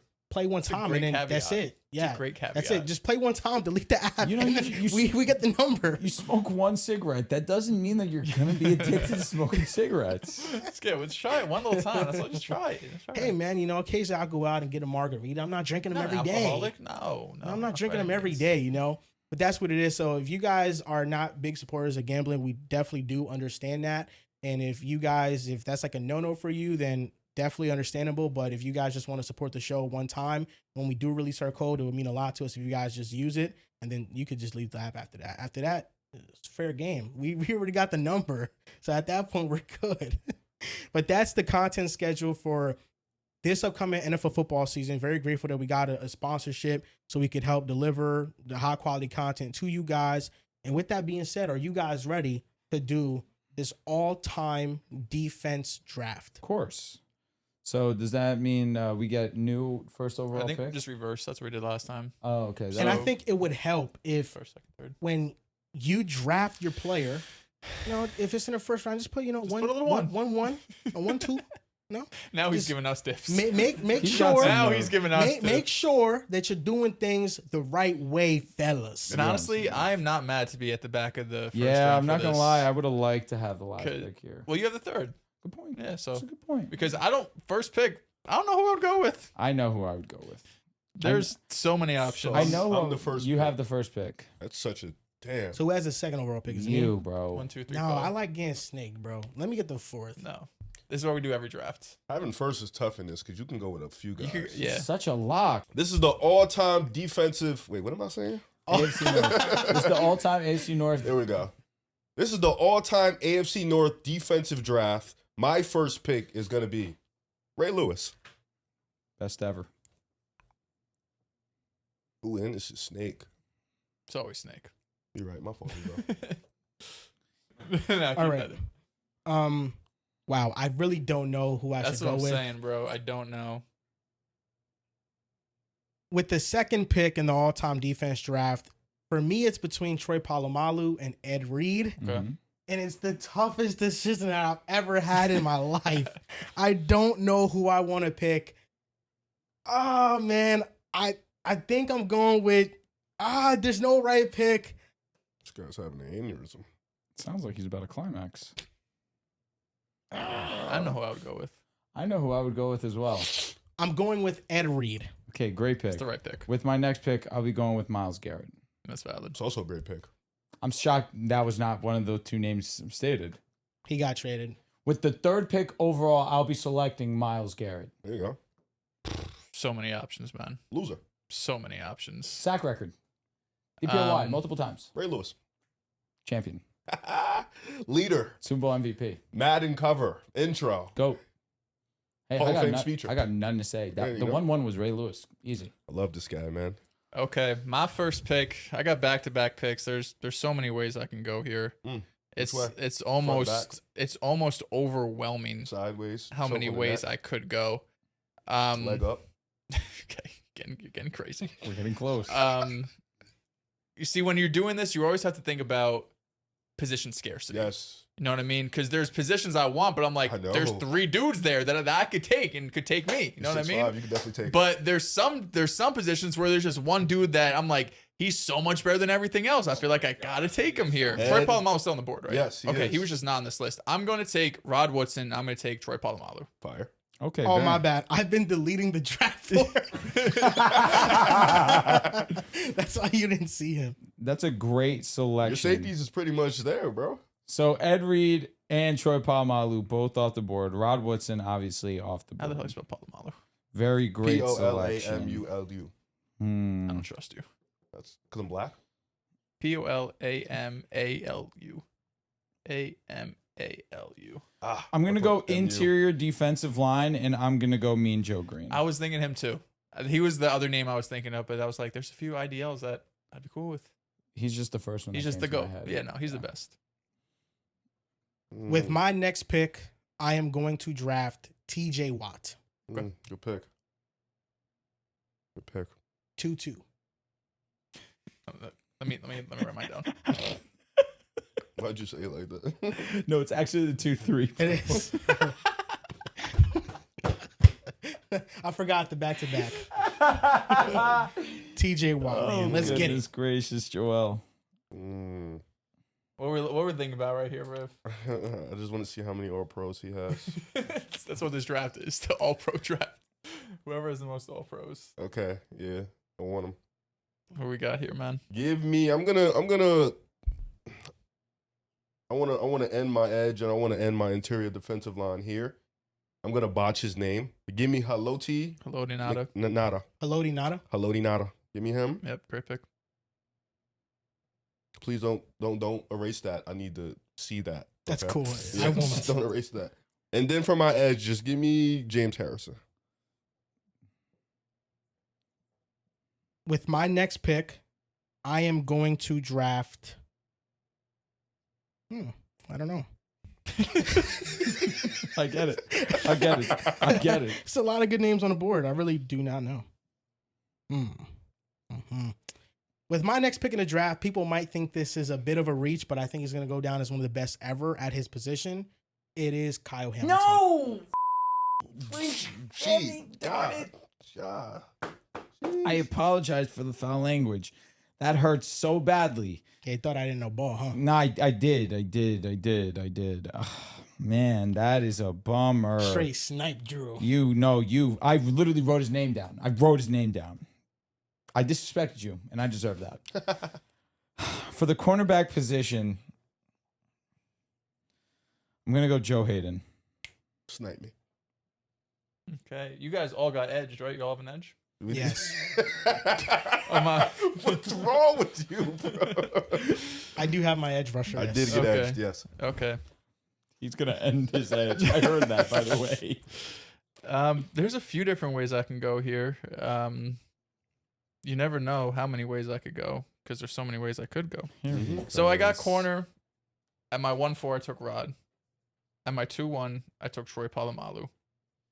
I don't need to take edge. I could take IDL. There's some options. You need a front four, brother. I know, but the thing is, you guys have all been edged, so I don't need to take an edge. And IDL, two of you guys have taken them, and there's 2 I really like, so I feel like I don't feel forced to take it there. So I'm between linebacker, free safety, and another cornerback. I think I'm gonna go linebacker. Give me Jack Lambert. Let's go, Drew. It's a good pick. Oh, I have back-to-back. Holy crap, man. Oh, yeah. There you go. Let me just write this down. Jack Lambert, he would be the 2-4. No. What pick is he? 3-4, brother. 3-4. Yeah, we're on round 3. Come on, Dallas. What are you 3-4. doing? Well, wouldn't it be the 4-1? Then my next pick's gonna be the 4-1. Yeah. This upcoming one is 4-1. Yeah, so then I have another cornerback selection or safety or interior. Man, there's so many ways to go here. What would you guys do? You want to give me an option? No. What the heck, man? I'm in hell myself. I just hope you don't take this one player. I need him. I'm gonna go with Cam Hayward. All right, thank Oh, excellent pick. That being said, I'm between two players. I'm between Roquan Smith and Denzel Ward. The safeties are so thin. They're so thin. I actually have no idea. Like, so much so I'm contemplating Jesse Bates. That's how much I'm in hell. No, I get it, man. There's not a lot of options at safety. I'm going to take Denzel Ward. Man, Sorry. I don't even like him. I don't. I don't. God. So you took Joe Hayden and Denzel Ward? I took both my picks. I did really. You don't even like them. I'm You so don't even sorry. care for them. I'm so sorry. He doesn't even know Denzel for real. That's And- really bro. Is Rod Woodson still on the board? No, he was I took Dell's him. first I took pick. him. Okay, he took him. Ridiculous. So Rod Woodson's off the board. So sorry. Joe Hayden, Denzel Ward is off the board. Such a geek for that, bro. I knew if I did not take Denzel, he was not making it back to me. He wasn't coming back. Like, he was getting picked early for me. God, had me taking Reggie Nelson and stuff. That's the thing. I don't want to draft players I don't know. I don't want to do I that. know him. He's just like, Reggie Nelson was a good safety for the Bengals in the 2010s. Just what are we doing for real? You know? Sorry. I apologize. Forgive me. All right. It's all right. Since you're a Now it's cornball. on me. It's my pick. I'm going to draft Chris McAllister, Ravens cornerback, Okay. with my next pick. Riv, you're locked. Am I? The all-time draft has become pretty fun, honestly. Like, I'm down to the secondary and there's nothing. Got me out here about to take Minka Fitzpatrick. That's a good pick. What do you mean? That's what I'm taking. I think is a great pick. Give me Minka. So I'm going with Minka Fitzpatrick as my next pick. I have one more pick. It is a snake draft. Looking at the options I have, not ideal. It's gonna have me taking Jesse Bates. No! You wanna trade? That was evil. We can trade. Like, we can so trade. No. Give me Jesse. No. I have a pretty good safety duo. Nothing crazy, I but can't believe who I'm going to draft at safety. It's going to ruin the chance of me getting the votes for best draft.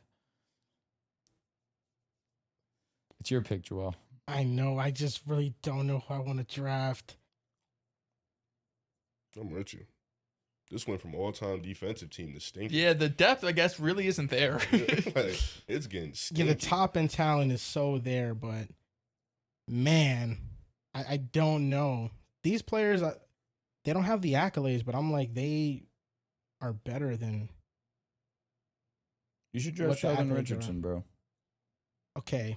Marlon Humphrey. Would it be crazy to draft him? I No, contemplated he him. was definitely on my draft board. Yeah, because right now I'm deciding. I'm definitely taking a cornerback, but I'm deciding between Marlon Humphrey, Leon Hall, Jonathan Joseph. Those are the guys I'm deciding between. Okay. I think I'm going to skip corner. I actually lied. I'm not taking corner here. Let me solidify my defensive line. I'm going to draft Geno Atkins. Yeah, I was Yeah. between Cam and Gino, but I think Cam's You have a better. middle linebacker? I do have a linebacker. You do? Jack Lambert. That's going to change some things. Best linebacker in the sport. I'm assuming he's 70s? or 80s? more. White? Yeah. Pretty sure. I mean, Jack Lambert. Jack Yeah, Lambert. yeah. Okay. Here's the And all his issue, pictures. guys. Here's the issue. I have zero safeties. Oh, And I have he zero has, corners. he has a middle linebacker. You have zero corners? Yes, you sniped me literally. No So I way. sniped you right back, bro. So you took Minka and yes, Jesse Bates? yes, because you took Denzel I'm and gonna Joe be Hayden. honest, that is evil work. Let's trade. No. 1 for Wait, 1. so Minka is off the board? Off the board. Do you still have Eric Weddle? Do you have Eric Weddle? Baltimore, Eric Weddle. No, Charger. Wait, No, No. exactly. Yeah, it is Ravens, Yeah, Eric that's why I Weddle. don't want to do that. I don't want but to it's do still that. a pretty phenomenal safety. He It was a is a- multiple time. I think he was a Pro Bowler in It Baltimore. is, but you know what? They changed rules for this guy that I'm about to say. Talk. And the real know who I'm talking about. The answer is Ryan Clark. Talk. Okay. Heavy hitter. Over Eric Weddle? He does have back-to-back picks. He needs both. No, I don't. Not yet. It's Oh. his turn. He still needs both. I ain't That's gonna lie. insane. That's insane. They changed rules because of Ryan Clark. Wow. He does hit hard. He gonna have to see T. Higgins through that middle. That's yeah. fine. I know. I need corner and I need safety. Is Mel Blunt still on the board? Did anyone take Mel Blunt? Nobody took Mel Blunt. No, I don't think so. I'll take Mel Blunt and I'll take Eric Weddle.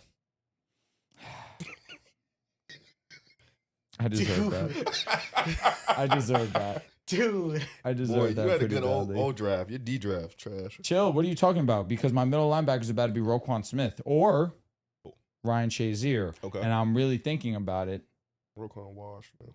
Roquan is great. However, Ryan Shazier before the injury was going to be the best middle linebacker in the sport.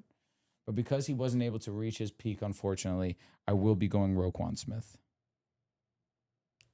Eric Weddle was a 3-time Pro Bowler with the Ravens. With the Ravens? Yes. I only figured remember him with just the washed. Chargers.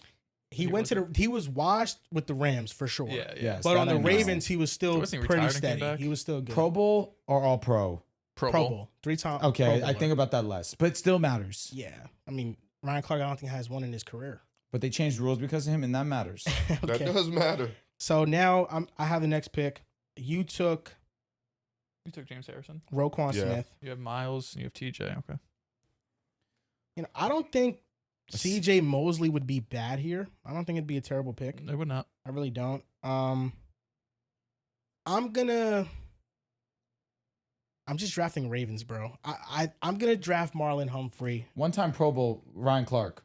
Respect one him. time. I Shout out have to Ryan so Clark. many Steelers. And a Super Bowl champion. You Okay. hate it. I have so. Hayward's a Steeler. Lambert's a Steeler. Rod Woodson's a Steeler. Blunt's a Steeler. Palomalu's a Steeler. With the next pick, I'm gonna complete my cornerback room, and I'm gonna draft Marlon Humphrey. All right. To be fair, though, there's two all-time franchises in this, and there's two not so all-time franchises. So So for my corner, give me 6-time Pro Bowler, Lamar Parrish. okay. Just looked him up, 70s player. Lamar Harris. Oh nah, Yeah. you're not getting no votes. Don't worry. A Bengal gonna know, and they're gonna be like, Rev, what a ball. You do have the. I mean, you got Burrow, Chase, and I am Bengals you. Higgins. Facts. Now I gotta find my other corner. Is Marlon Humphrey still on the board?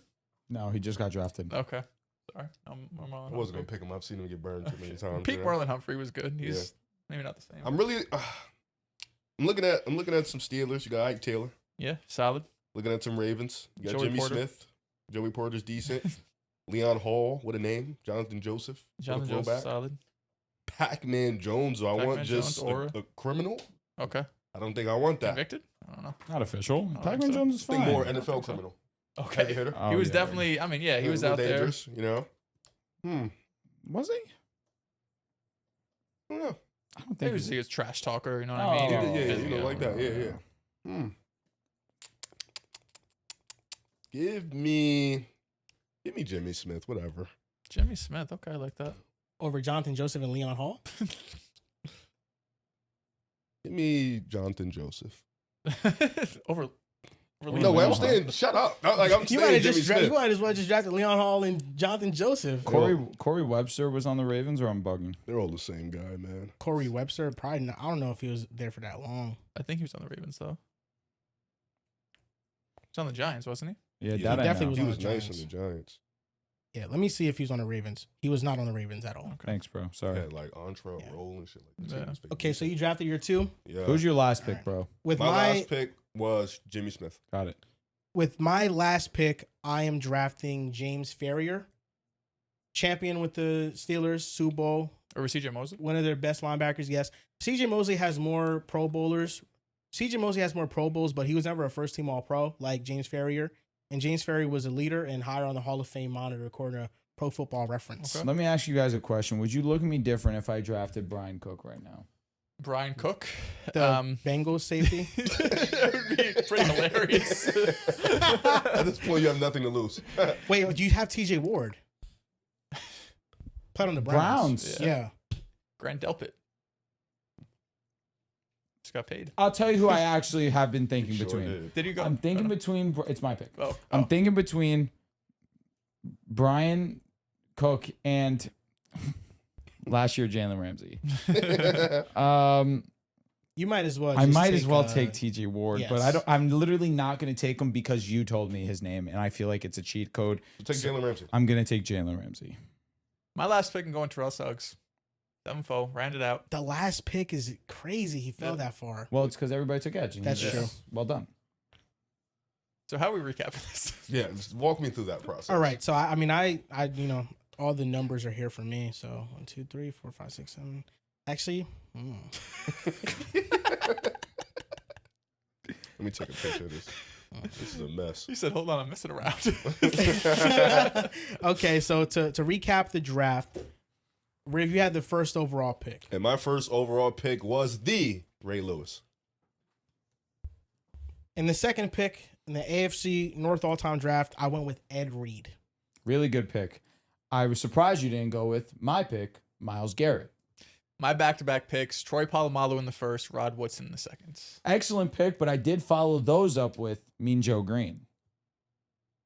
My second round pick is TJ Watt, and that's why I didn't go with Myles Garrett, because you can argue, I mean, peak for peak, TJ Watt. Better than Myles Garrett, peak for peak. Sack record. Yeah, I don't know. How do you say this guy's name? Who? Halati. Haloti Nada. Haloti Nada. Oh, all right. I could do that. With my back-to-back stops, smiling at me. That's how I mess up. With my back-to-back picks, I'm going to go with Halati Nada. Nope. Haloti Nada. Haloti Who said Nada. I got it? Haloti Nada. Yeah. Haloti Nada. Yeah. Haloti Nada. With my back-to-back picks, I think I'm going to go with Haloti Nada and then James Harrison.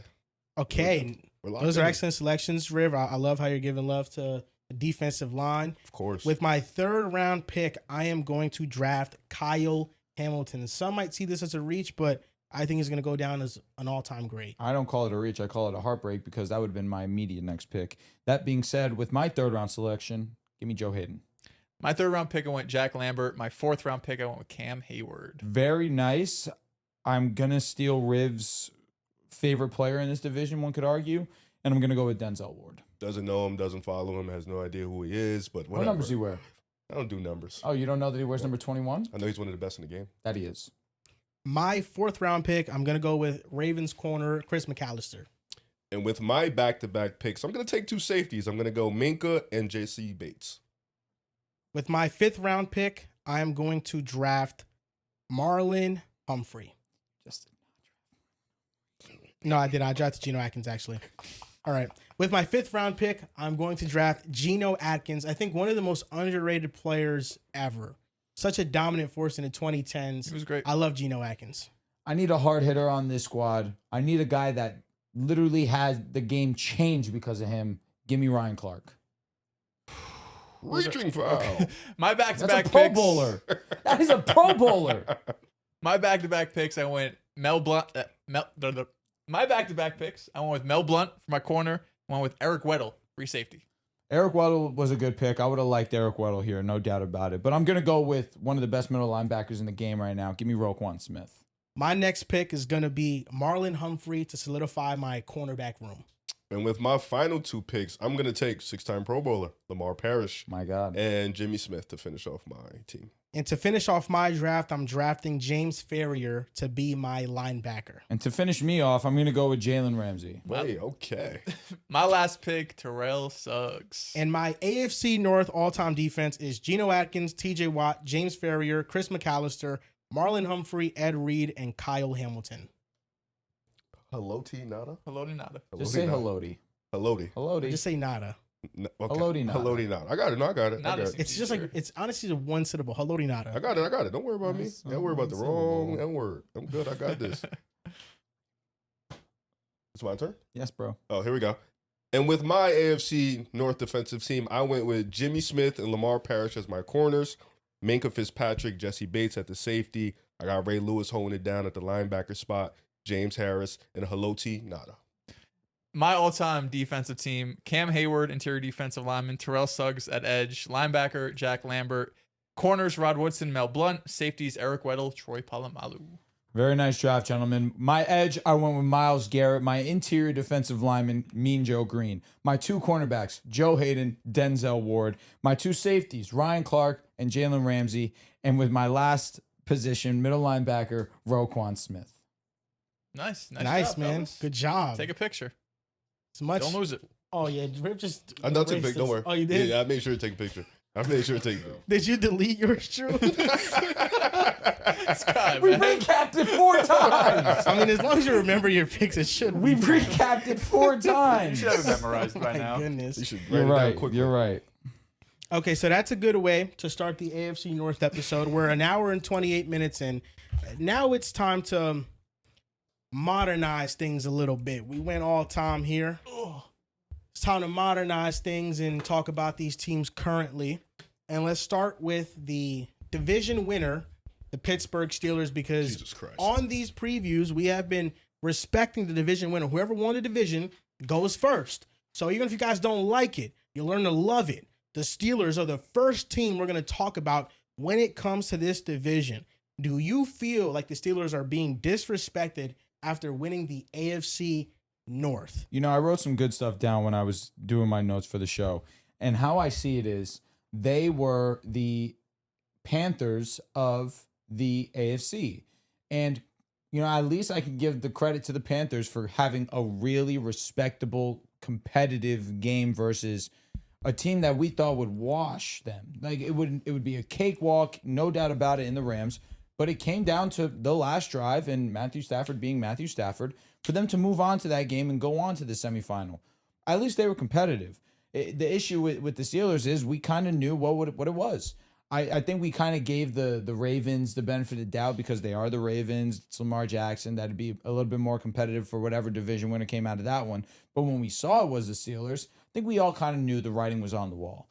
For a couple reasons, but mainly the offense just lacked any type of juice, any type of substance. Last season didn't have a real wide receiver too. Their run game was really exciting, but Aaron Rodgers is not the same. That offensive line put him in position where he was unfortunately met with a lot of resistance. And he's just not that same player, unfortunately. He's a first ballot Hall of Famer. Apparently not with the Pittsburgh Steelers. And his time last year was a bit underwhelming. But this year, you bring in a little bit more on the offensive side of the ball. You bring in Michael Pittman to complement DK Metcalf. DK Metcalf, a strong physical force, but a speed guy. Then you have Michael Pittman kind of break it down a little bit more on the intermediate, that type of, a little bit more of a technician. And then you have Rico Dowdle coming into that backfield alongside Jalen Warren. Dels, you said it before the show, and it's 100% true. This is a team that usually is a running back by committee, and you'll see some combination of Warren and Rico Dowdle. But I do think Jalen Warren has shown, at least in spurts last season, that he is capable of taking a majority of the load and being that type of running force for them and being efficient on the ground, as he had himself a really great season last year. I think the reservation when I look at the Pittsburgh Steelers is, one, I like a couple more teams in their division more than I like them. And I just think that I look at the two other teams that I have over them in the Bengals and the Ravens, and I just think that they got dramatically better as opposed to the Steelers, where you're running it back with Aaron Rodgers once again. I don't know how I feel about that. The combination of Michael Pittman and DK Metcalf, it is the strongest mid of all time in terms of like solid wide receiver duos. It's maybe if this was a couple years back, we'd be really excited about this. But in 2026, it's just not giving me a good feeling. I think that they can be fine. I think that this team as a whole just screams out fine. TJ Watt is a first ballot Hall of Famer. If he retires tomorrow, 5 years later, he's getting in. The unfortunate thing is he's just not that same high energy player, game breaker that we once knew a couple of years back. He's not as effective as getting to the quarterback, solid in the rush defense, but it's just not that same player that you once had. This is a great defensive line. Do not get me wrong. I think that Derek Harmon going into year 2, he's going to have himself a breakout year. That's going to be my breakout player, especially because last year struggled with staying on the field. Did play a majority, but had the MCL issue early on, missed a couple of games to start, missed a couple of games in between, but was productive in there in the later part of the season for them. I think that he's going to have himself a really strong year, but also understanding that Hayward's getting another year up there. And very soon, we're going to be talking about him hanging it up, and a lot of the responsibility is going to fall onto him. I think it's on him to prove that he can. Listen, it's going to be very hard to fill those shoes, but he's going to have to show that he can at least fill it somewhat. But I just look at the Steelers, and it's just an okay team. It's just an okay roster that I think will be a near 500 team, most likely understanding who they are. 8-9 wins. No Mike Tomlin, so maybe this is the first year they go 8 wins. Shout out to Mike McCarthy. I think the plan this year for them is to try and give it one last ride with Aaron Rodgers. If it doesn't work out, they have the backup plan with Aller, with Howard, and we see where we go from there. I think the McCarthy experience is more than just this year. I do believe that. Maybe it's this year and next, but I think the idea is for them to potentially prime one of these two guys to ascend to that quarterback one role after Rodgers is done. But this is a last hurrah. And if you want to believe in the last hurrah and everybody's going to give it this great effort for Aaron Rodgers, I can respect that as a fan of the game and if you are a fan of Aaron Rodgers. But at the same time, I find myself getting excited for the Pittsburgh Steelers. This team is better than last year's team. Yeah, I agree. Like clearly, on paper, is clearly better than last year's team. But Aaron's old. They don't have Mike Tomlin anymore. They go as far as Aaron Rodgers takes them, and for that reason, I don't know. What did Tomlin do though? Mike Tomlin didn't call plays on offense. Mike Tomlin didn't call plays on defense. Being a leader of men matters. I think he creates he's created a safe bubble and a safe floor for the Steelers team for the past 10, 12, whatever it is years where you know what you're getting out of this team. You know what he can do. You know the type of respect that he garners in the building. But I'm with you. I think like Pittsburgh has quiet talent. Like they in their edge rushing room, they have Nick Herbig, they have Highsmith, T.J. Watt. You mentioned Cam Hayward. Their corners aren't terrible. Joey Porter Jr., Jamal Dean, like and Asante Samuel Jr. Yeah, Asante's at the nickel. Then you have Jalen Ramsey. Like they have quiet talent. Like Pittman, DK. You mentioned it's mid, but it's something you can put out there and be like, okay, they got the rookie Bernard that has been showing out in camp. So like they have quiet talent in the running back room. It really does come down to like how much of a loss is Mike Tomlin, and then like how old is Aaron Rodgers? Like we saw last year towards the back end. Granted, it was against different competition, but he played a little bit better. But he still last year throughout the year, you saw him be a little bit up and down, and that was due to in part him being of age. And of course, the offensive line was sporadic at times. I think Pittsburgh, they are more talented than last year. They do have sneaky talent, but like Drew mentioned, the Bengals did get better. And in theory, on paper, the Bengals on paper are a lot better than, what they show you. And then Baltimore. Baltimore is Baltimore. But I do think Pittsburgh, they're a good team. I think it's just like how big of the loss is Mike Tomlin for me and then, Aaron Rodgers. I hate to just cast aside what Mike Tomlin did as lucky because it's not. You need to be a leader of men. You need to have your locker room in order to consistently succeed and be a 500 team every year. But the way I also look at it is that he was in charge of the personnel decisions and he employed one of the worst offensive coordinators in the league for years on end. You then brought in Arthur Smith, who was a conservative play caller who was not innovative whatsoever. And you also kept Terrell Austin, one of the worst defensive coordinators in the league, employed far longer than he should have been employed. At the very least, this current Steelers team and the way the coaching staff is formed, I know Mike McCarthy is calling the offensive plays, and based off of what he did with Dallas, winning 12 games in multiple seasons, I feel like he gives you at least an okay floor as an offensive play caller. It's probably above what the Steelers have had in the past. And then on defense, Patrick Graham has succeeded with far less defensive talent in previous years. So you don't have the Mike Tomlin and the aura of Mike Tomlin, but you have a better offensive play caller and you have a better defensive play caller. And that overall should net you better results because how I look at the Steelers have a better running back room this year. They have a better receiving room. The offensive line is young and improving, so it'll be better this year as well. They have an awesome defensive line with tons of talent and depth. They have a good secondary. I think the Steelers are a better team than last year, but because they have a first place schedule, they might not showcase that in the wins. But, this team is clearly a 9-8, 500 in the hunt team. They'll be in the playoff mix. I think that the Steelers aren't going to bottom out like some people expected once Tomlin was let go. But wouldn't that be exactly what Tomlin's given you? 9-8? And you mentioned that this team is better than previous teams. The schedule matters. No, I hear where you're coming from, and I'll make it brief so you can talk, Dels. Running back room got better marginally. Rico Dowdle, for the production that Kenny Gainwell gave them, it's marginal. Well, from Dowdle and Warren versus Gainwell and Warren, I think this is a big upgrade. Dowdle was really good to start last year. Mm-hmm. Fell off. And Gainwell just was because of great politics. Pass Politics played a huge role in Rico Dowdle falling off. Gainwell led the team in receptions. He did. Gainwell's role is That's going to kinda be fire. missed. But I also think that, to be fair to you and be hilarious. honest, But now Jalen Michael Warren Pittman replaces that. Yeah, no, Warren's good. Yeah, agree. But I also think Michael Pittman now getting a real wide receiver 2. In some moments, he could be wide receiver 1. He has those capabilities.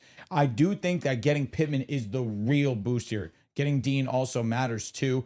They lost the corner. James Pierre to Minnesota. Thank you, and that's a loss. But getting Jamel, that is, it's a good swap. Yeah, the thing with James Pierre is that he graded out as one of the best corners in the league. He's also nearing 30, and it wasn't on the most volume, and he wasn't a full-time starting corner. But Jamel Dean, his production has slipped over the past couple of years, but you do know for the entirety of his career, he's had the workload of a number 1 corner. Definitely. So I think that it could be an upgrade, I think, in theory. So You also just know James Pierre is going to go to Minnesota with Brian Flores and just be great. It's Oh, not, no, it's exactly. not ideal for the Yeah. Pittsburgh agenda. Yeah. absolutely. I But think the Steelers, it's more so just going from Tomlin to McCarthy that is giving people a bad taste in their mouth. That you had this head coach that had been here forever. By the way, Mike Tomlin, the only coach in NFL history to go over 500 9 straight years and never win a playoff game.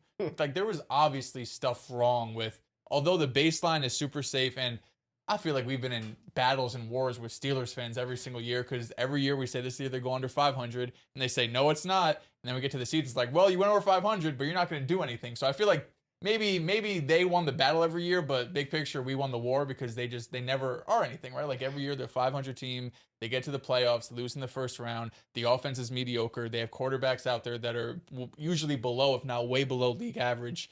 So it just feels like it's a continuation of what they've been doing. But in a vacuum, like, Mike McCarthy's still a good coach. You know, there was a stretch where Dak Prescott was healthy. They had 3 years being a top 5 offense. 2 out of the 3 years, they were the number 1 offense in football. Like, I have no question Mike McCarthy is going to come in and be able to improve this offense, especially with, you know, the pieces you guys are talking about. You did upgrade at least the running back room from a rushing department. I think Rico's is a better pure rusher, of course, than Kenny Gainwell is. Definitely. The offensive line is improving. You know, it's a young core like we've been talking about. And you do have probably 3 weapons you feel good about, with Giovanni Bernard having a really good training camp. He had a good preseason game in week 1. Jermaine Bernard? Jermaine. Yeah, you said Not Giovanni. Giovanni. That's the running back for the Bengals. Yep. Regardless, you have multiple weapons now you feel good about. In years past, we were waiting on like Roman Wilson to break out. You know what I mean? So they do have some options here at pass catcher that you feel good about. And Patrick Graham too. I do think that's a pretty substantial upgrade over what they've had since 2023. If you guys were to guess where the Raiders have been in EPA per play. Raiders? Because Patrick Graham's coming from the Understood. Raiders. Okay. Where do you think the Raiders are in EPA per play since 2023?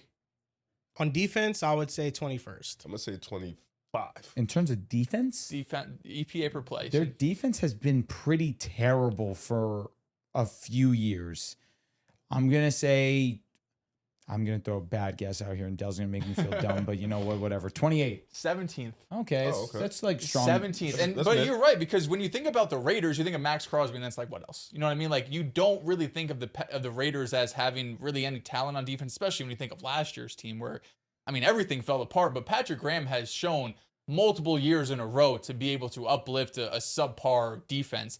And now he's going into a situation that he has by far and away the most talent he's ever had. Easily. Right? Like the amount of pass rushers they have, the interior defensive line depth that they have, like, this front 7 should be elites. And when you're talking about the back end, like, this should be a top 10 defense. You know what I mean? If everyone's able to stay healthy, even if you have some injuries, you mentioned you have 3 edge rushers you feel great about. You have multiple interior defensive linemen you feel great about.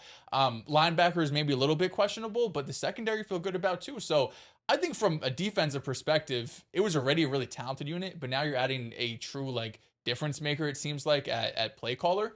And offensively, I think Rodgers is what he is at this point. I think he's a bottom 10 quarterback. He's going to want to get the ball out quick. If he gets under pressure, he's screwed. He's one of the worst quarterbacks under pressure.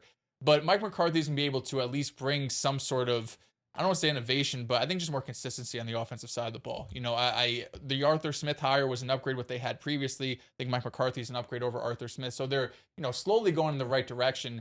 I just think a lot of people, us included, I think we should do this, always view the Steelers in big picture lenses, because we know every year, like, you have this baseline. Like, you've proven, we know you can do it, man. Like, we know you can win 9 games. We know you can win 10 games. We know you can go the wild card. But, like, you do it for 9 years. Eventually, we talk to ourselves like, all right, when's it going to change? You know, it's been a decade of you doing the same thing over and over again. And when you hire Mike McCarthy, who for better or for worse, gets a rep of being a bad postseason coach, it's hard to look at that and be like, wow, they finally got it right when they could have gone for a younger guy. He's a much better coach than David Culley was in Houston, right? I think he's a much better coach than Culley was, but it kind of gives the same vibe where it feels like Mike McCarthy is only here for a year or two until they find their next head coach, right? The Steelers have had like 4 head coaches in their history. Every year, every guy lasts 20 years. Mike McCarthy's not lasting 20 years. It does feel like this is a small window with Rodgers than maybe with a young quarterback for a couple of seasons. It just feels like an awkward hire when you should have been going into possibly a different era when you're bringing in an older head coach with an old quarterback kind of running this back again. Because you're not in the belief of the Drew Allar development He plan. looked good in the preseason. That, He did. Right now, Mike McCarthy, there's the mass scientist Steelers underway. They have Jeremy Mike Bernard. McCarthy. They have him Here we go. with Drew Allar in the quarterback school, making sure that he's developing. We know he got the physical tools. So, you didn't take that into account, Mr. Dubs. No, but that's why I think he did when he said it's a 1-2 year deal, because that's kind of where I'm at too. I think 2 years because you want to see it through with Rodgers, but then in year 2, you want it while one of these two get the opportunity to start. You have McCarthy in line now for whoever you're going to have next. Yeah, they're in a good position for this year. I think they have a talented team. And the NFL is not always about just tanking and just trying to go get a quarterback. People would like the Steelers to do that, but football is a violent sport, and these guys are going out there every week putting their bodies on the line. For and sure. I think it's kind of disrespectful to just go and try to waste a season. So I like that they've been competitive. We know that the only thing that's been holding them back is really a quarterback. And, you can make the argument that tanking and selecting a high quarterback in the draft will lead to the results that you want. But you look around at a lot of the quarterbacks that we have that are near the top of the league, they weren't top 5 picks. It's true. Josh Allen was in the top 10, but Mahomes went just outside of it. I think he was a 10th overall pick. Exactly. Mahomes was 10. Josh Allen was 7. Lamar was 32. Burrow was 1. Felt like Herbert that'd be was at least first 6. round. Stafford was 1. Stafford was 1. Bo Nix Caleb was was 1. 12. Jaden was Caleb was 1. 2. Jaden was 2. Drake was 3. I don't know. It's a little 50-50. Really just a top Herbert was 4. like 5. Trevor Lawrence, yeah, Right? Herbert was 6. Trevor Lawrence was 1. Got to be a first rounder for sure. Kyler Murray was 1. Yeah, Goff was 1. Yeah, I misspoke. It's all right. Brock There's Purdy was the exceptions. last pick in the draft. Yeah, there are some exceptions. Like you have the Dak Prescotts of the world. You The have Bo the Kirk Nix. Cousins of the world. Bo Nix was Out of the top 10. Out of the top To help 10. you. So you have some players They that you tried. can Kenny find. Pickett. You got to pick the right guy, though. You know what I mean? And sometimes Kenny you Pickett, man. don't, and usually you don't draft the right guy when you're drafting in the first round if that is like a pressing need, because you end up reaching. Like the Steelers, if they really wanted to, they could have been aggressive and moved up in the draft and gotten a guy if they wanted to. And a few years ago, they could have moved up and they were like, you know what, JJ McCarthy, that's our guy. And they didn't. And we're looking at it now like, thank God he didn't. Exactly. You know what So, I mean, it's Or still- maybe They'll- Kevin O'Connell's a fraud. oh, could be that. like they'll bottom out when they bottom out, but I don't think that it's something that people should be rooting for. I It'll also happen don't know if they'll naturally. ever bottom out. They're like too good. Exactly. That Kenny Pickett draft, though, they ain't really had no quarterbacks in the first Nah. round for real. It was Malik Willis. And Yeah. it's hard to put these two in comparison because their strategy has been so one of one. But you look at the Packers, they've never been a team to bottom out either. They're just constantly Yep. trying to be either average or really good. But their strategy of making sure we never have They're just too good. Yeah, that's Jordan Love where he was quarterback drafted in too. place. Mhm. But that's when some take the strategy of being preemptive and having a plan, a backup. The Steelers after Big Ben were kind of caught with their pants down, even though it was You saw it come from a mile away. years and Like, years you in the knew- making. you Like, knew figure was it coming. out. Rodgers coming off back-to-back MVPs. Packers said, does not matter. Quarterback. Yeah. And at the expense of pissing off their guy. And I don't know, at least maybe it's just revisionist history, but I don't remember like Ben getting upset at young quarterback. Like He was going to get upset if they drafted a quarterback. he probably would have, but if Rodgers could suck it up, I think Big Ben could suck it up. Well, It's so true. And Rodgers also, ain't have a choice. Rodgers didn't suck it up at first. No, he was definitely tight. against it. But I feel like by the end, him and Jordan Love. were Here's cool. another example. The Rams. You're in peak. I'm competing for a championship right now window. And with their first round pick that they Simpson. acquired from the Falcons, which was 12, if I'm not mistaken, an amazing pick, Ty Simpson. And his first preseason game has them looking like geniuses. They really didn't have a need outside of 21 of 25. 21 to 25, 2 touchdowns. He was damn near flawless. Yeah. He was They have, good. but Played also all right. all these situations, these quarterbacks are going to places where you trust them to develop. You know what I mean? Like True. you Good trust Sean point. McVay, you trust LaFleur. I think now you probably trust Mike McCarthy. Like if they took a first round pick, you'd be like, okay, I feel good about that. But prior, like if they did take a quarterback under Mike Tomlin, in like 2019, 2020, like would I have trusted them to be able to develop a quarterback? Don't get me wrong, I don't think Pickett and Mason Rudolph and some of these guys they have are that talented, but they didn't show anything at that time to make me think, oh, they should have taken a quarter. Like would they been able to develop Malik Willis? Probably not, you know. So it's two parts. Like I do think investing in the quarterback's obviously important, but you need to have the infrastructure, you need to have the coaching, and I just don't think they had it at the time. So they trade for Will Levis? Yeah, I'm surprised Will Levis is still on the Titans, unless they're asking for like a 3rd round pick or something for him. He's got the arm talent. He said he doesn't believe there's 32 quarterbacks better. Yeah, like I would start. I mean, I think Will Levis could start on at least. He would start on the Browns. Like I would start him over Deshaun Watson. Let's see what he's got. Yo, Deshaun's so bad. You know what I mean? Like there's definitely at least a team for Want to Will see Levis at out least what there. the season holds. Like what happens? when the season Did you see starts. the preseason of him? Hasn't been good. You saw I don't Tua? need to. I thought he was like, what was the issue that just everybody, funny. just a meme of him getting pointed at? Mike Pettis was pointing like this guy. Like It was like funny. they had one drive. Yeah. What did Tua do to become the most Laughing stock of the NFL. laughed at player? in I the blame league? VBS. Yeah, other than VBS. VBS, you're saying? Yeah, I blame him. Other than like having one of the worst hits leading to one of the worst visuals I've Yeah. seen from. I don't know. The don't internet's know kind why. of a weird place. Also, on top of it, people were upset at one point in time that he was making them look bad, but then of course he ended up making them look very right again. Yeah. And so now everybody's just taking the dunking. giant victory lap, and it's dunking central, which again, Maybe fair. that's what it is. Fair The year play. he led the league in yards, people were having uncomfortable conversations. It's true. The people that were at the time wrong Yeah. hated that they were being wrong, so they just kept doubling down, and doubling down ended up being the right move. Yeah. No, now it works. Yeah, he's ass. See, but I mean, I don't. Where do you think Tua ranks in terms of like hated quarterbacks? I don't think he's over Nah, he not. Hurts Right or- now, No. no. At Hurts the is time, at the top of At the the top. time, I don't no. think that there's like He's not tier 1. there's not real hate for Tua. I think that he Like, is you're saying, like, the making most fun of him. memeable No, he's a quarterback. joke. in the Yeah, NFL. Like, he's a Okay, joke, I get which that. is He's the unfortunate most because memeable again, quarterback. You can't hate a joke. he's far from the absolute worst of the worst. He really No. is the butt of all jokes now. I mean, though. he's one of the worst starting quarterbacks. He's not Definitely. far from but he's being not the worst, one of the worst it quarterbacks. just not the worst. it just bothers me that they take fun of him getting hit and Yeah. like it's a Oh, terrible. I didn't know that they do that. I mean, they made fun of him because of the pointing thing. and also No, him no, no, I'm dancing just in saying, like, in practice is general. pretty funny. I thought that. What was wrong with that? Bro's catching a vibe. No, I don't know. I think that there's been a couple things. I don't think that the treatment that Tua gets is necessarily fair. I think that he's become a little bit too picked on, and it's become. We got to put up a stand. Yeah, You know what I mean? Like, you know- see someone get bullied who can't stand up for themselves. That's where we're supposed to come in. and as be one like, of Yo, Tua's stop that. as He's one a of grown Tua's man, bro. biggest He detractor and somebody that was, of course I was right about him all in all, but as somebody that at one point in time I was leading the pack at like the Tua anti-good club, you got to take a stand for what's right, and it's not right that he's becoming a meme and all these things, and he's actually, it kind of breaks my heart. He doesn't really deserve it.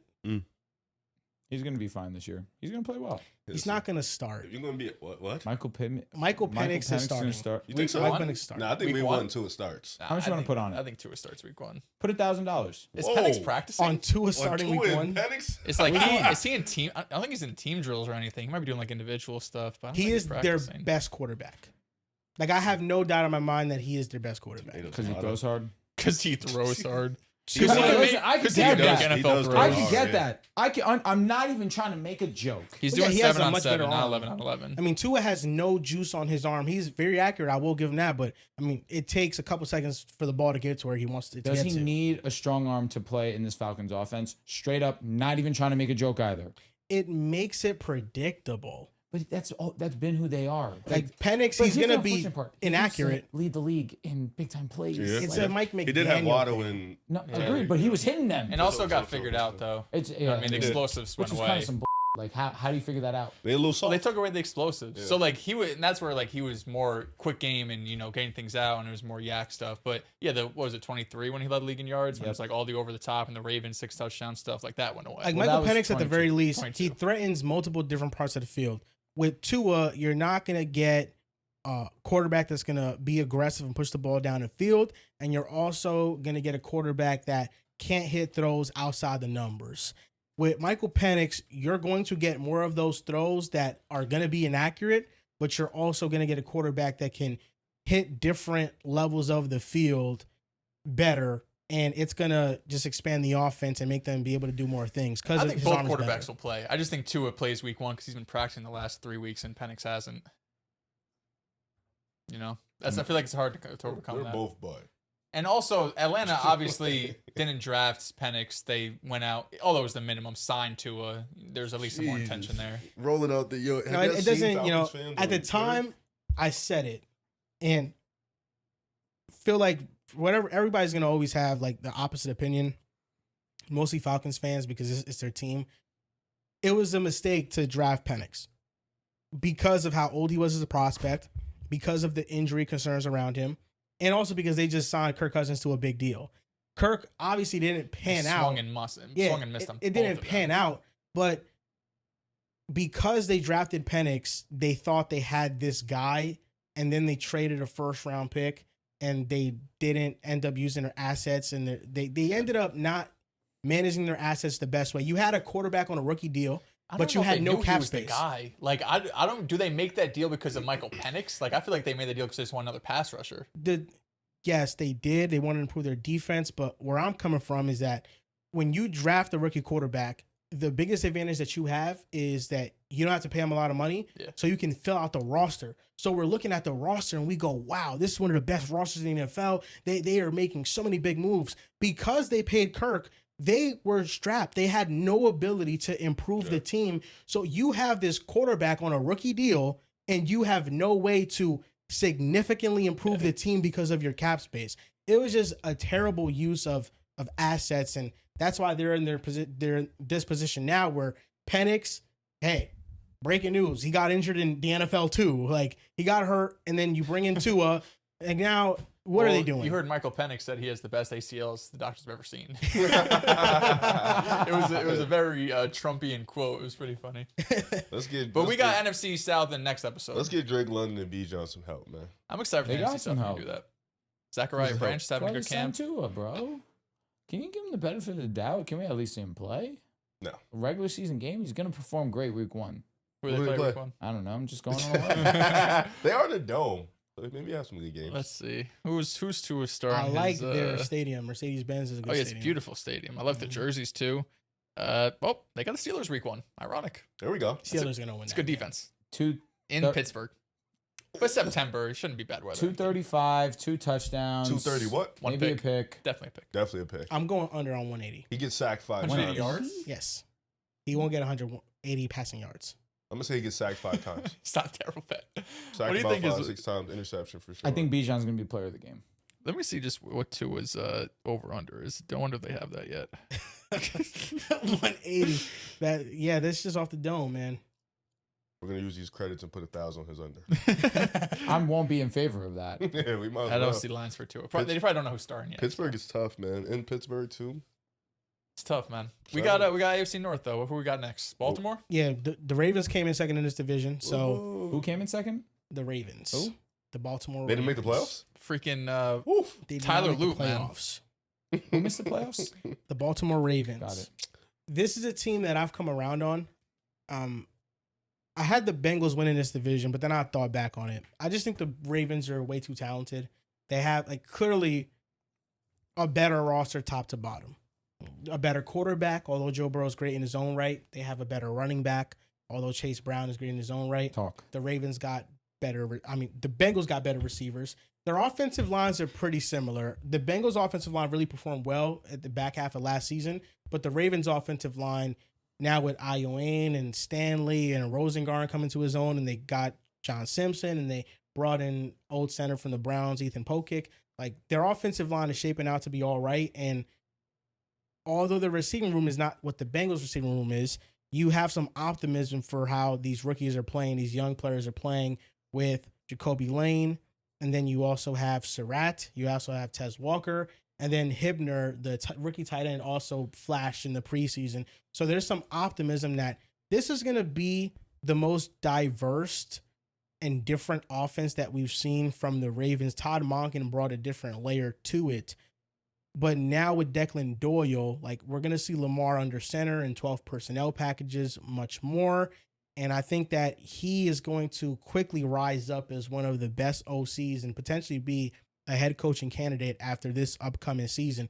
Lamar Jackson has called him an amazing coach. Zay Flowers said that he was a mad genius. There's been nothing but praise. And you look at the Ravens' first preseason game, I know it's just preseason, but the Ravens in their first preseason game, 456 total yards, 31 first downs, 40 minutes time of possession. So they clearly performed very well in their first game in the preseason. But where I'm at with it is that the Ravens' goal is not just winning the division, is winning a Super Bowl, is getting to the Super Bowl. And the offense is not the problem. I don't think so in the regular season. And I look at the defense and the addition of Jesse Minter making an elite unit. The defense has not been a problem as to why the Ravens have not made it far. Now, has it helped overly? Because they don't force turnovers in the playoffs, and you do have to note that because those extra possessions do matter. But you look at the Ravens defense, in the losses in Lamar Jackson's playoff career, they allowed 22.4 points per game. In Lamar Jackson's playoff losses, 22.4 points per game. Their offense in 2023 and 2024, in the regular season, they scored 29.4 points per game. In the playoffs, in that same time frame, they scored 24.2. It's almost a touchdown difference. The defense has held up in the postseason more often than not. It has been the offense, it has been the turnovers that has held this team back. So with you guys are laughing because you guys are Lamar Jackson haters, and it's honestly Speak the truth, Joel. It's honestly disrespectful. But you give Lamar Jackson more receiving weapons. I think that you see a different version of the Ravens offense in the postseason. And I think the start of that is hoping that these young guys develop. And you also have better minds in place to cultivate a game plan, because the 2023 AFC Championship game, the offensive game plan was malpractice, not running the ball as much as they should have because the Chiefs' run defense wasn't that good that year. So the Ravens' defense we know is going to be elite with Jesse Minter. Like, this defense is so talented. It's going to be elite. But I just come back to the statement that, like, the defense has not been the problem. Like, last year the defense was bad. And last year it is a big reason why they missed the playoffs. But historically, in the Lamar Jackson era, the Ravens defense has not been the problem in the postseason. The problem in the postseason has been Lamar Jackson. That is it. And if he plays better, I don't see how this team can't be a legit Super Bowl contender. How many years in a row is it? I mean, it feels like outside of last season, 3 of the last 4 years, I've come into the regular season saying the Ravens probably should be AFC favorites and have the best talent top to bottom. Okay. 2023, you said that.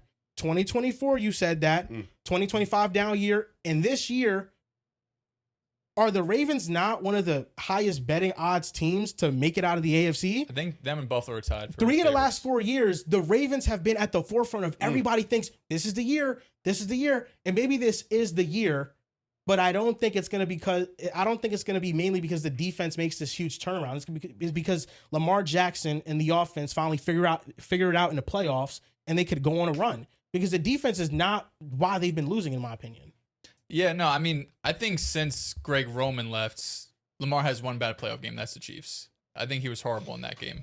I do think, like you mentioned, you should have gone into that game saying we have to run the football, because that was a Chiefs defense that was pretty elite against the pass and pretty terrible against the run. And they were still in that game, even with all Lamar's stupid mistakes. Like, you're a Zay Flowers fumble at the goal line away from it being like a field goal game in the second half.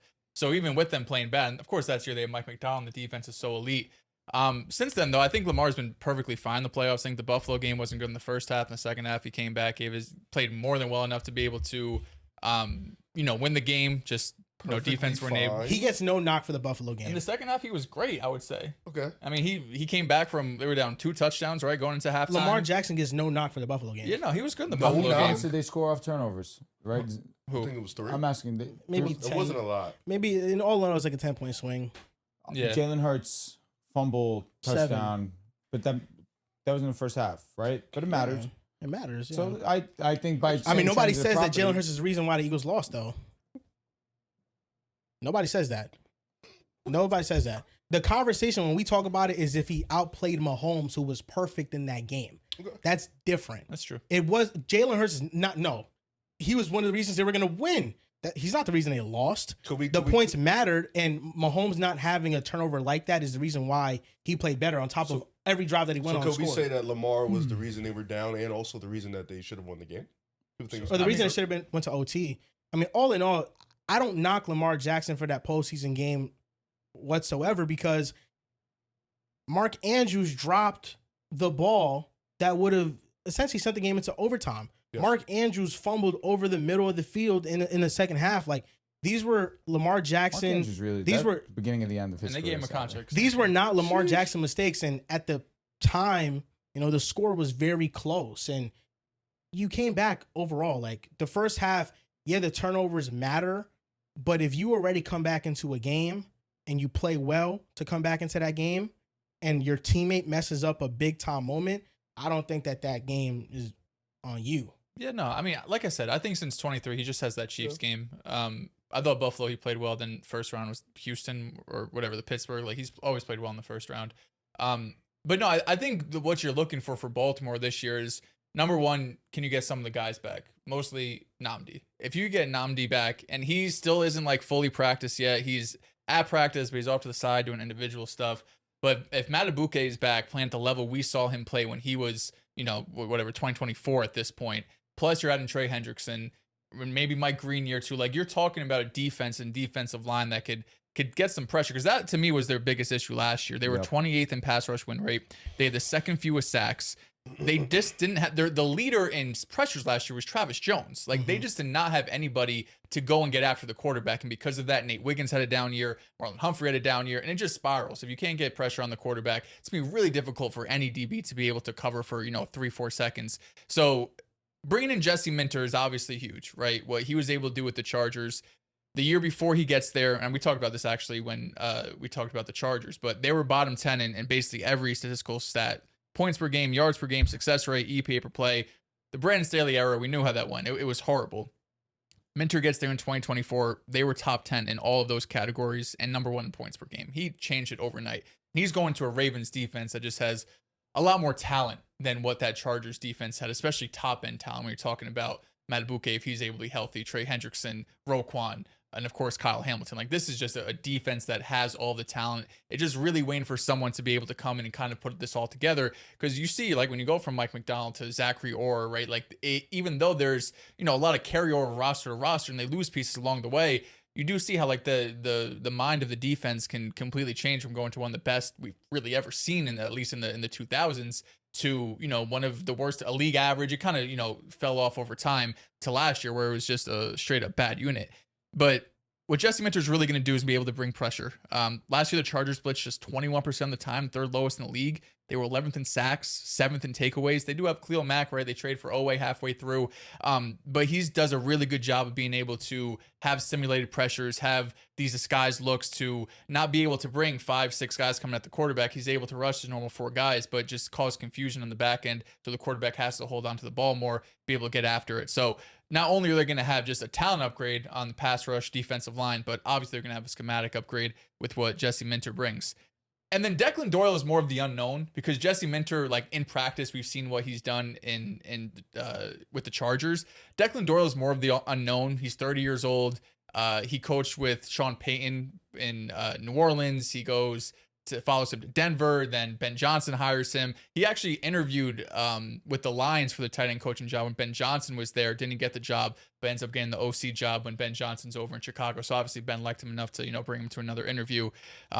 And it's going to be interesting to see what this offense looks like, right? Because this is a team that wasn't under center a ton last year. The Chicago, which is obviously where Declan's coming from, was under center second most in the league 50% of the time. Ravens 35% of the time. Play action, Baltimore's at 22%. Chicago is at 32%. So I think we're just going to see some more packages where we're going to see Lamar Jackson under center. We're going to see some play action stuff. We're probably going to see some more outside zone. And that's going to be great for Derrick Henry. That's where he did a ton in Tennessee, where he had rushed for, 2,000 yards. He did it still in Baltimore too, but that's probably gonna be like the primary, run concept they're going to be having here. Some of the stuff they're bringing over from Chicago. So there's a lot of unknown when it comes to this offense, but there isn't a team, at least vibes wise, it feels like in training camp, that's having better vibes from the offense, from the quotes where the guy saying he's a mad genius. We're talking all the time. Lamar has multiple quotes saying just how involved he is in the offense, that, in years past that it was really Todd Monken's offense and Lamar is just running it. In this case, it feels more like Declan Doyle and Lamar Jackson are building this offense together. I also don't like some of the quotes that are coming out from Ian Rappaport saying that Lamar Jackson is like not coachable, or like he has issues with coaching staffs in the past. And then you go out and you see quotes from Declan Doyle and be like, no, like he's great. He's going to voluntary OTAs. I feel like Ian Rappaport's had a really weird, just kind of last couple months when it comes to the Ravens in general. He said when they signed Zay Flowers, they now have 2 big money contracts under books at pass catcher. So Zay Flowers and who? Mark Andrews or Rashad Bateman? Who's the other big time, big money pass catcher? Well, here? that is factually true.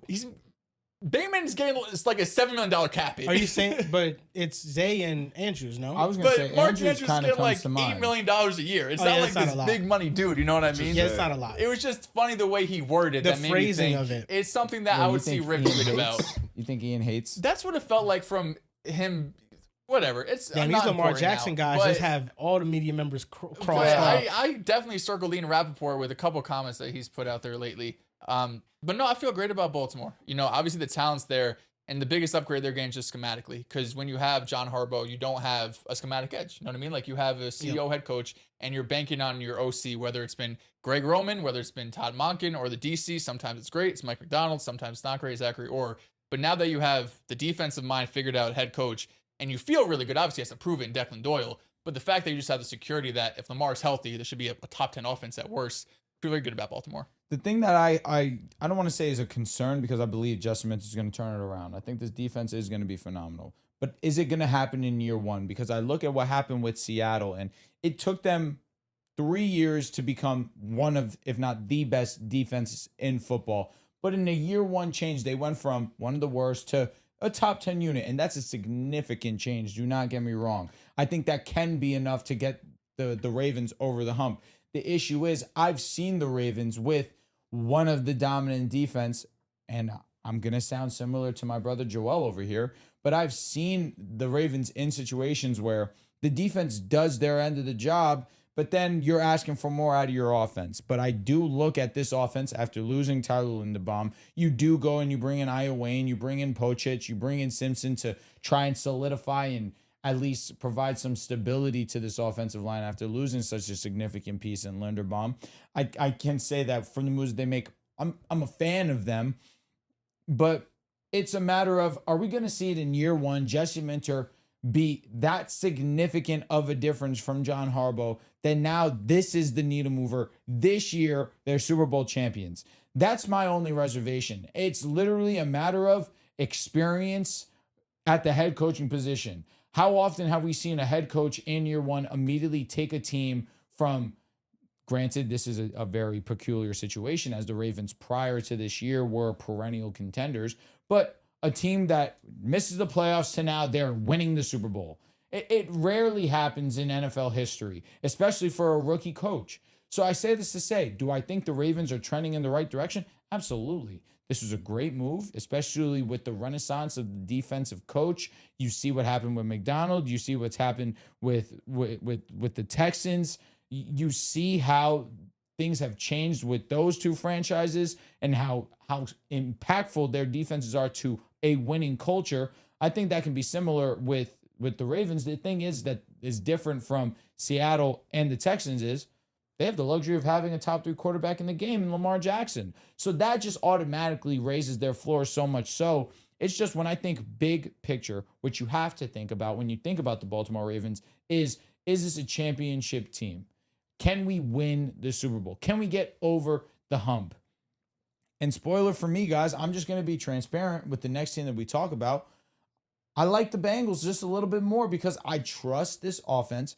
If Joe Burrow is healthy, it's just the safer floor considering that they are going to be one of the best pass offenses in football. We saw it last season. Chase Brown, with his combination of the versatility that he has as a pass catcher, as a rusher. Last year, he was one of the most effective running backs in football to end the season. You pair that on top of the fact that they have the best wide receiver duo in the game. Joe Burrow is as good as any quarterback when he's on the football field. And I'm getting ahead of myself because we're talking about the Ravens right now, but the moves that they made on the defensive side of the ball, specifically talking about the defensive line, it just, to me, I just think that the moves that they made just moved me a little bit more, considering that it was obvious what they needed to adjust. They needed to adjust the defense. And for the Ravens, not much has changed outside of, yes, the coach. Yes, but I'm strictly talking about the team. You lost Linderbaum. You brought in Jacoby Lane, which excites me. 6'4", 447 guy, big dude. Year one, I'm excited to see what he has in terms of return, though. Namdi and Trey Hendrickson. Yeah, but Namdi is, once he's on the field, now I can be back and well, be he optimistic. passed his physical. Agreed, but I need to see him on the field playing in a regular season. Trey's an upgrade. But Trey, of course, is Trey enough to mask the rush defense? Is Trey enough as one guy to just be so dominant as a pass rusher that now that is, you go from 28th to now middle of the pack? That's an upgrade. Yeah. Don't get me wrong. I think the argument is he did it with the Chargers in year one. To add on to what you said somewhat. Fair. Mike McDonald, it didn't take 3 years for him to turn Seattle around. He won a Super Bowl in his second year. Halfway through year one, I'm saying year one defense. The defense is, the first year was 11th. Yeah. It went from 25th to 11th and then number one in the second year. That's what I'm saying. Mm-hmm. And while he wasn't a rookie coach the year they won, the Seahawks missed the playoffs and won the Super Bowl the very next year. Correct. So it is not out the realm of possibility that Baltimore could be under the same lens. And what Jesse Minter does is that he's able to put out elite defenses with light boxes. The Chargers, the year Jesse Minter got there, you didn't know who Dion Henley was. You didn't know that Teair Tart was going to have such a big, massive role. Teair Tart was like, at that point, they just let him go. Like he was on the Titans, and they just didn't even want him no more. And he ended up being their only interior defensive lineman that was capable, and he was one of the better ones. And you also had Poona Ford, but Travis Jones right now is better than both of those guys. And the edge rushers they had, it was Khalil Mack, Bosa, who's kind of always hurt, but he played okay that year. And then you have Tua Pelotu, who kind of recently broke out. And with the Ravens, you have Trey Hendrickson now, and then you have Mike Green, who should also make a big impact on the team. The Ravens got better linebackers. They also have better corners as well, more high-profile corners. I mean, Jesse Minter took like middle of the round drafted guys and Cam Hart and Tarheeb Still, and they became like very good starters, one of the best in the league that year in terms of PFF grading. So Jesse Minter has shown the ability to completely raise a defense's floor to where I'm very comfortable with saying the Ravens are going to be a top 10 defense this year. Again, my statement of everything you said, I'm with you 100%. I agree. In year one, McDonald went and took them from one of the worst to a fringe top 10 unit. Year after, they were successful. Now, when I look at the Ravens, can they take a jump this year? Absolutely. Do I think next year I'm all in? Absolutely. It's hard to do it in year one. But you say they did it in year one, but it didn't result in anything. Like, the defense as a whole took a jump. Yes, they actively got better, but the team was not, they didn't ultimately be successful come playoff time. Didn't win a playoff game. Yeah, that's offensive line's problem. And also Herbert is more of a question mark in the playoffs than Lamar Jackson. Not going to argue that. Like, they went up against an elite defensive line in the Houston Texans, and they got thrashed. I don't think that the defense was the problem, though, because I thought that the defense was the bright spots for the Chargers in the playoffs the last 2 years. It's really just been Herbert's performance and offensive performance, but that's Greg Roman doing. Where now the Ravens, like, if you, Jesse Minter with the high floor defense, and also just because the Ravens in the past have not forced turnovers in the playoffs, it doesn't mean that trend is going to continue. I think the number one thing that you're looking for if you're a Ravens fan is for the defense to obviously not allow points, but you also want them to generate turnovers and cause some havoc. Mm-hmm. And who knows if that's going to happen from this group in a postseason setting. Those things are often just come down to luck. But the defense is going to be great to the point that, like, I don't think the Bengals made a lot of additions on defense. Their defense isn't going to be nearly as good as Baltimore's. I'm with you. Not even close. I'm with you. Big Fangio did it too. Philly. His first year was 2024. DC. Agreed. DC. Yeah, he did it too. Yeah, you also brought a rookie class in that was nuts. I love them so That much. helps too. Yeah, and the rookie class for the Ravens right now looks good, but more so on offense. Yeah, Like, more so on offense. Like, they have It's talent. it's encouraging, and the offensive line is at a point right now where things going to be good. I mean, you have Rosengarten and Ioane who are two young building blocks, and the rest of the offensive line is like it's okay. Like If it's you going get to a be good year to manageable. Ronnie Staley, then I you're was feeling going to good. say that's the X factor for me. What version of Ronnie are you getting? And also, Ioane, are we getting a year one where he is just breaking out? That he's one of the better interior linemen? Because that's a He'll be huge better than shoe Falele. to fill. Like, he'll be better than what they had last But year at minimum. it's big shoes to fill, especially when Linderbaum walks out the door. The thing is, I just kind of push back on the Bengals thing because I want to believe in the Bengals because of Joe Burrow a lot, but the only advantage they really have is the receivers. They just barely lose games when Joe Burrow plays. But that's you can say that about Lamar. Like when Lamar is healthy, he doesn't lose the division. Well, Well, last he year when lost he played, 8 in he was 2024 under. he I was played. last year when 2023. he was healthy, he had an under 500 record. Yeah, the True. first month though, they were putting up 30+ points. They were just in killing. blowouts. They had And they blew down that the game stretch, against they Buffalo. played If I'm well, not too. mistaken, in Joe Burrow's last 16, he's 13-3. I just want to check to make sure. Well, in that that's not 2024 he went wrong. 9-8. He was healthy that year, and then last year he went 5-3 as a starter. Yeah. So then he is I think 14-11. Lamar gives you a safe floor if he's healthy. I think Baltimore in general gives you a safe floor. Unless I'm talking in division games. I could be wrong. Let me Yeah, see. I mean, listen, I feel good about it. I think what you're really looking for is just coaching. I think if Cincinnati went out there and they were the team that hired Christian Parker, like instead of what Dallas did, Cincinnati did it, and now you could talk yourself into we made all these additions defensively with Dexter Lawrence and Cassius Howell. The defense should be better, and we added this play caller that can change things. Then you could probably talk yourself into like a different ceiling potentially because there's this unknown Christian Parker. I'll go. We'll get to the Bengals, so I don't want to like completely get into it. It's just the thing is There's when just some more I upside think of when the you have two an unknown teams, coach. it's the Ravens clearly have the better defensive talent, and their offensive line. Ronnie Stanley, like you question the version if you get of him, but whatever version you get of him is better than Orlando Brown Mhm. Jr. Like whatever version you get of him, and then you have Ioane, who he might not be like amazing year one, but do I think he'll be better than Dalton Risner year one? I do. I think he will be. Oh, in his last 13 games, he's 10-3. Apologize. That seems solid. And then Dylan Fairchild is also their other starting guard who was a mid-round pick. Do I think that Ioane could be better than him in year one? Yes. The only real advantage they have on the offensive line is Ted Karras is like the center advantage, and then right Probably right tackle tackle, with yeah. Armarius Mims versus Rosengarten. But Rosengarten isn't a slouch, so I just look at everything else like a quarterback, running back, tight end, offensive line, defensive line, linebackers, secondary. The Ravens are better across the board. The only thing that Keenan Allen the signed to Bengals the have, Colts. Well, secondary is carried Colts. by Kyle Hamilton, which that matters significantly. Marlon Humphrey, Nate Wiggins. Marlon Yeah. Humphrey's getting up there. Nate Wiggins coming into the season also injured. Thankfully, dodged He big. practiced Yeah, today. that's huge. Him and Marlon both practiced. That's huge. I think Marlon and Ronnie Stanley are the two biggest X factors. You got two veterans who like at their peak they could be some of the top guys of their position, but they are older. And listen, last year Marlon Humphrey did not have a good year. He's gonna be playing outside corner this year. I think they're sticking him in outside corner.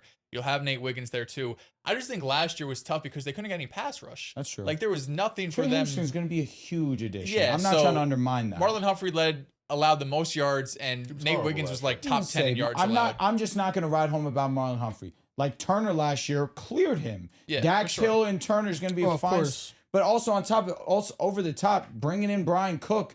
The question for the Bengals is their middle linebacker position. Yeah, Their the middle linebackers linebackers are not are great. awful. That is the genuine concern. But their secondary is going to be stable. Their defensive line, at minimum this year, Also losing Trey should Hendrickson. losing Trey Hendrickson is a bummer. Losing him is a bummer. But bringing Boye Mafe, Shamar Stewart year two, hopefully he can be somewhat more productive in some capacity. Cassius Howell's looking to be promising in getting drafted this past draft. The Bengals' issue is the linebacker position. It's going to be stopping the run, but that's why you bring in Dexter Lawrence. The offense is going to be one of the best offenses in the league if they're healthy. I think their biggest advantage is their schedule. They're the second easiest schedule. Yeah. Like that's And how that does matter. That's how you talk yourself into the Bengals winning. What are the 12 Ravens games. at strength of schedule? Let's check. The DJ Turner is clearly the best corner of the two teams. Of course. That's obvious, but I mean, Dax Hill has had maybe 1 year of productivity. He's been injured most of his career, which is unfortunate. And he transitioned from safety, but like Dax Hill or Nate Ravens Wiggins, fifth easiest. So like it's not that Dax Hill different, or actually. Nate Wiggins, I'm going with Nate Wiggins. I would take the upside. Like, of Nate and Wiggins, they have absolutely. Brian Cook, yeah, but like Kyle Hamilton, I'd rather have than all of their safeties. Like it doesn't matter. So they improved, but it's still not the Ravens' talent level on Agreed. defense. I Like, I agree think with there's you. just like a gap between the two. I think with the It's Bengals, just the there's still a lot of top-end unknown. talent. It's the top end talent that's overwhelming for the Ravens, and I agree with you. Baltimore, It's Kyle, yeah. Kyle Hamilton's best safety in the league. Roquan Smith, in conversation when playing well, one of the best if middle you line linebackers. But it's Yeah, also the depth, like Teddy Buchanan. You also have Trent and Simpson, like those two linebackers. They're the Ravens. linebackers for The Ravens' third linebacker are would be the Bengals' easily. best Yeah, linebacker. they didn't invest. the They have young linebacker players. position, genuinely, I cannot believe that the Bengals are going into the season with that. Given all that, they did address a lot of their defensive needs. And this was going to be a multi-season task to fix this defense. But at minimum, you have legitimate starters at positions that were black holes for you last season. And that's why I like the Bengals this year. I think they improved defensively. The two teams that were awful defensively last year, Cowboys and the Bengals, I think those were the two that did the best job adding personnel and improving what was a terrible group.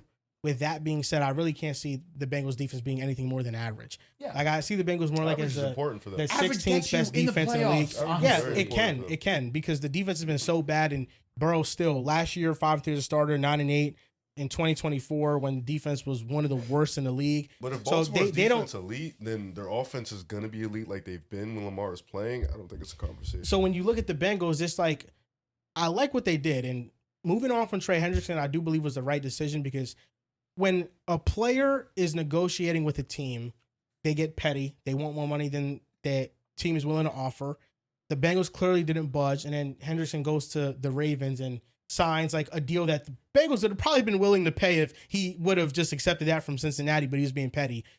But now you bring in multiple good defensive players. Dexter Lawrence obviously being elite.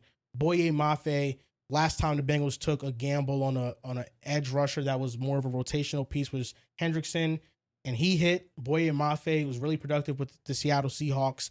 You brought in Jonathan Allen. You did draft Cassius Howell. We'll see what Shamar Stewart can be. So that there's pieces there, and with Brian Cook and Turner and Dax Hill, and then Jordan Battle, like there's pieces there for the Bengals.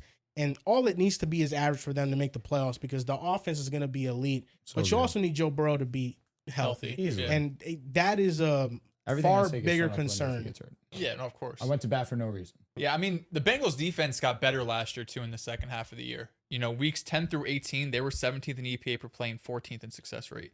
Weeks 1 to 9, they were dead last in both. Like, this was a unit, and it really happened around the bye week. They traded Logan Wilson to the Cowboys.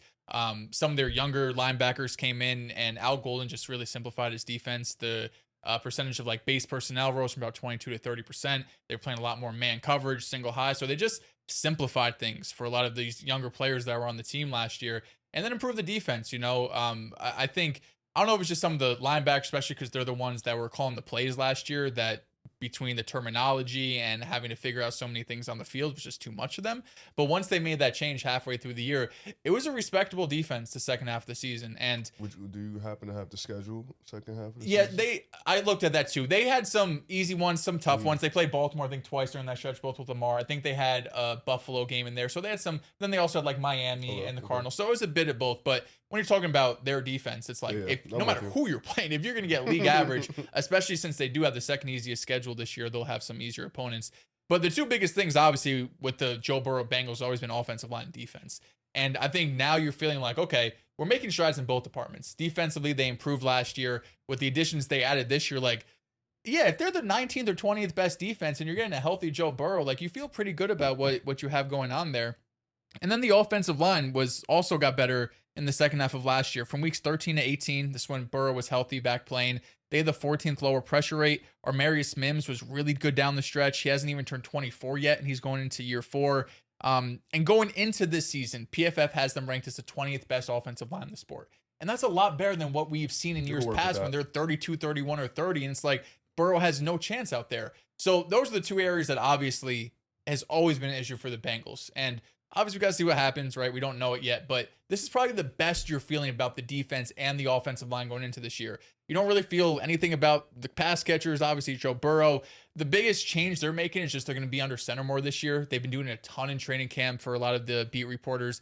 They did it some in the preseason game. They had a nice explosive play to Jamar Chase on an under center play, but then they had a sack from Joe Burrow. Burrow's just obviously like a shotgun guy. That's what he's been doing. That's what he's comfortable with. So it's something they're going to have to get used to. That's the new wrinkle they're adding onto the offense. Other than that, I mean, you know what you got. You got Burrow and the two receivers and Chase Brown. It's going to be awesome. I mean, it's the first year that if you're a Bengals fan in like the last 2 years that you're going into the season with the chance that you can make the playoffs and actually compete for something meaningful. Because, I mean, when you have Joe Burrow and you have those receivers, you're going to have a chance in the postseason. We know Joe Burrow is a high leveraged quarterback who performs in the biggest moments. And he was able to take a team to the Super Bowl that had one of the worst offensive lines that we've seen make it that far. And people will say, well, the defense and well, the kicker and well, all this. I mean, the quarterback needs to put you in position to win those games. And Joe Burrow, he threw for over 300 yards against the Tennessee Titans. I mean, he also beat the Raiders. He also had a really good game in the AFC Championship game against the Kansas City Chiefs against an awesome defense. So The Chiefs game's easily the best one. So Joe Burrow did do all those things, Might as well do it. and his offensive line was an absolute embarrassment. He did. It came down to the last play in the red zone. So I do think that Joe Burrow is just a high leverage quarterback, and he performs when it matters the most. And now that you have more of a floor with the offensive line, that you should feel optimistic. And the strength of schedule being number 2, I'd be shocked if the Bengals didn't make the playoffs. I think the Bengals are a shoo-in to make the playoffs. We're going to have the Ravens and the Bengals from this division make it. And the first time we see Burrow and Lamar in the playoffs Together, Which is sad. if they remain healthy, because Ravens went, but Tyler Huntley played in that game. So I think you're a good spot. You're in a good spot if you're the Bengals. And it's why I pounded the table for them to trade for Dexter Lawrence in the first place, because I wouldn't have standed if they drafted another first-round pick, and maybe they could have hit on the pick, but, I mean, essentially throwing away a pick, man. Like, Shamar Stewart, God bless him. I hope that he does play well this year. But from the looks of it, like, just throw away his rookie year. Yeah. Like, from the looks of it, just throw away his rookie year, and that was their main piece on defense last year. Yeah. And So- sorry, go ahead. Yeah, so now it's like, you can't convince the fan base another year that you're going to draft a defensive player and things are going to turn around. You needed to go get an elite guy, and that was Dexter Lawrence. And we'll see how Dexter Lawrence performs too, because there's a lot of pressure on him. People in the public think that he's not the same. He's washed. He's going to regress. And it's on to him to really turn around this defense and be that enforcer in the middle that they need. Yeah, I mean, they gave her the 10th pick. They would have had some awesome selections. Caleb Downs was still there right at 10. Yep. Ruben Bain was still there at 10. There was pieces on the offensive line still there at 10. So they would have got a great player. But you could have gotten, like, would they take Caleb Downs or would they take Dexter Lawrence? If they're trying to win right now, like, you're probably still going to take Dexter Lawrence, even with the money and everything like that. It's a good question. Caleb's You know what I so mean? special. It's a good question. Caleb's Yeah, so but special. I think a team that's trying to win now and is trying to make like immediate improvement right away, I understand it. And they probably thought like there was a chance Caleb Downs would have been there at 10. True. I love Caleb Downs. I think he's going to be fantastic. True. Just when you have a defensive lineman that good, like Dexter Lawrence, it changes how you could build the defensive line, because Trey Hendrickson was just a pass rush specialist. He didn't defend the run at all. And you can't really build a defense around a player like that. You kind of have to build around him in a way where situationally he can make plays.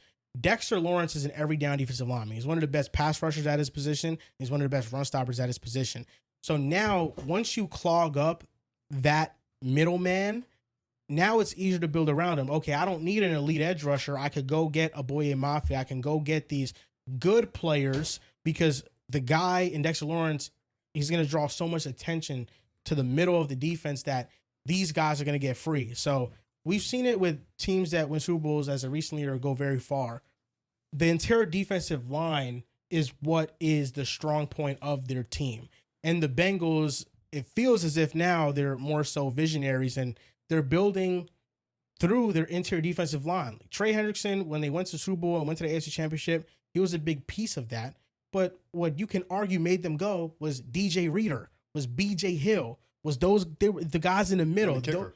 Those in the kicker. But DJ Reader, mostly, Good take. DJ brother. Reader was like the most underrated guy on the team. And whenever he was off the field, they were awful. against the run, and they couldn't get any stops. So now Dexter Lawrence, obviously a much improved version of DJ Reader. That's what they're hoping that he can be. And if he can be that, I mean, this team can contend. Yeah, there's a lot of optimism with the Cincinnati Bengals, and it's warranted. You know, Jonathan Allen, Boye Mafe, Dexter Lawrence, DJ Turner. I think the biggest thing for me, and I think it's the question everybody has to ask, is Joe Burrow going to be healthy? I think that's the most important part. If he can just compile a full season, I think it's sad, like what you said earlier, how this might be the first year that Lamar and Joe Burrow in the playoffs at the same time. I think it's sad that we're in like year like 8, 9 or whatever it is, and we have yet to see them both in there at the same time with how talented they are. But there's definitely some optimism with the Cincinnati Bengals for both teams in general. I just think with Cincinnati, you mentioned it, Drew, Joe Burrow, Jamar Chase, Chase Brown, T. Higgins. It gives you a nice, beautiful, safe floor that the offense is going to be electric. It's going to be high power. I think for Cincinnati, it's just about how many stops can they get? Can they generate some turnovers? You know, can they get some 3 and outs? Can that defense just be an impact on the field throughout the game and not be a complete liability? And on top of that, they have an easy schedule. So I think that helps a ton. I just think the AFC is a bloodbath, man. There's like 8 or 9 really good teams. I don't know if they're just a shoo-in to make the playoffs, but having an easy schedule does help. So this is going to be another year where sounds like we're going to have the Steelers at 3 at best. We do it every year. Yeah, the Steelers are that team that if any team at the top gets hurt, They they're finished going to twice the last like 4 years. They're going to get right in there. They're in the top be 2. towards the top. Every year since doing this podcast, at a minimum. God. Some years 1, some listen, years 2. AFC, like you got like 2 or 3 teams from like almost every division. Like 3 from your division. The AFC South has Houston and the Jaguars. And the Colts are going to be trying to compete. This one has 3. Like, and then you got the Patriots and the Bills. And should I add you guys, or do you want me to add you guys? I don't think I should add the Jets, right? No. Oh. No. Why Maybe. in God's name would you do that Just wanted to ask. Because we can be sneaky. Yeah, sneaky. Never know. But that's like 10 teams I just named right there. We watched Gino in training camp, bro. Wasn't good. It was bad. Wasn't good. He had an ankle injury, bro. Oh my God, he's 37. I don't know, man. He was chucking the ball to the defense. No, he was healthy for that practice. He was healthy as hell. Cool dude, though. I'm excited to see some more K Klubnik snaps this week, though. He played Seems well. like the franchise, even when we were there, we were talking to him. The fans really want Klubnik to be something. Yeah, no, he played. I was pissed. He only got 2 drives, but he looked good. He just didn't play a lot. He has a nice arm. He has a lot of power on him. His going into his junior year hype was special. Yeah. He's supposed to be a top 10 pick. Yeah, no, for sure. And now he's on the Jets. It's crazy. They turn around the franchise. It's crazy. Yep. Or they could just trade for Sam Clemson, Darnold like I did in my what a fall franchise. off. Clemson used to be. Yeah, The they had program. DJU too, who was supposed to be the next big thing, and he's at the Oh my God, he Chargers was now. so bad. He went to Florida State. Yeah, and then got just transferred. worse. That's really where the downfall started because Yeah. he was just so bad. He was So supposed to be bad. Trevor Lawrence's successor. The Cleveland Browns really don't need any segment. What you mean? Whoa! Respect my other Let's team. respect the Cleveland Browns. They're Oh awesome. my! There's nothing to say about them. I was actually Their thinking, defense is awesome. what Their wide is there to say receivers, about the young, Cleveland spicy. Their Browns? drafting's kind of elite. Yeah, I mean, Okay, that is Their it. and then 25 end draft class is sentence. special. Mason Graham, Jared Verse, Carson at linebacker. They still got Denzel Ward. It's Schlesinger. You could say Schlesinger. Okay, I didn't. I believe when you say it. Schlesinger. There's we go. nothing Better to be Denzel Boston, Casey optimistic Casella. about. Like, what are we doing overly. here? They It's just Quinshawn quarterback. Junkins. It's just They quarterback have is the so worst quarterback room in the league. so sad to look at. The thing with the Browns is that Go get Jameis Winston, man. I was just thinking. That I would be was some fun. He would make them like a somewhat week in, week out competitive team. no. You got a Robert Shador. Shador is not starting. He's gonna start. Eventually. Deshaun. He's He's been so better bad. than Deshaun and Cam. Trade for Will Levis. Okay. It's not saying much, but You said Deshaun is that just so already. no, bad. yeah. Shador's I would do hasn't Levis been in that a good in camp, heartbeat. though, either. No, he hasn't. Both of them really haven't been that good. Both of them Release have been all awful. 3 of them. Yeah. And let's just reset it. Like, Well, that's why I don't feel like there's nothing to say about them. I mean, the biggest storyline with the Browns is who wins a quarterback battle that is between 2 bad quarterbacks. So it doesn't really matter who wins the they're gonna quarterback beat your battle. Bengals this year. I don't think so. Most likely a game. And then there's nothing to talk about with the Browns. There's no storyline. You hope that the young players that they drafted like show flashes, and they have drafted well. I mean, that's the good thing about them, but they're very much in the mold of like the Arizona Cardinals where they're going to be bad this year. I think they got more talent. Try to than get a Cardinals. quarterback on defense. comparable. Offensively, it's not close. Offensively, yeah. Cardinals have more And on talent. defense, it's not close for the Browns. The Yeah. Browns have a very talented defense, but there's really just nothing to say about the Browns, I like bro. both They're gonna teams. be I don't bad. know. I like the young offensive talent that they have. I think the Cardinals obviously have more established talent, but Boston's been having a great camp. KC's been having a great camp. Harold Fannin was great as a rookie. Judkins, we'll see how it comes from injury.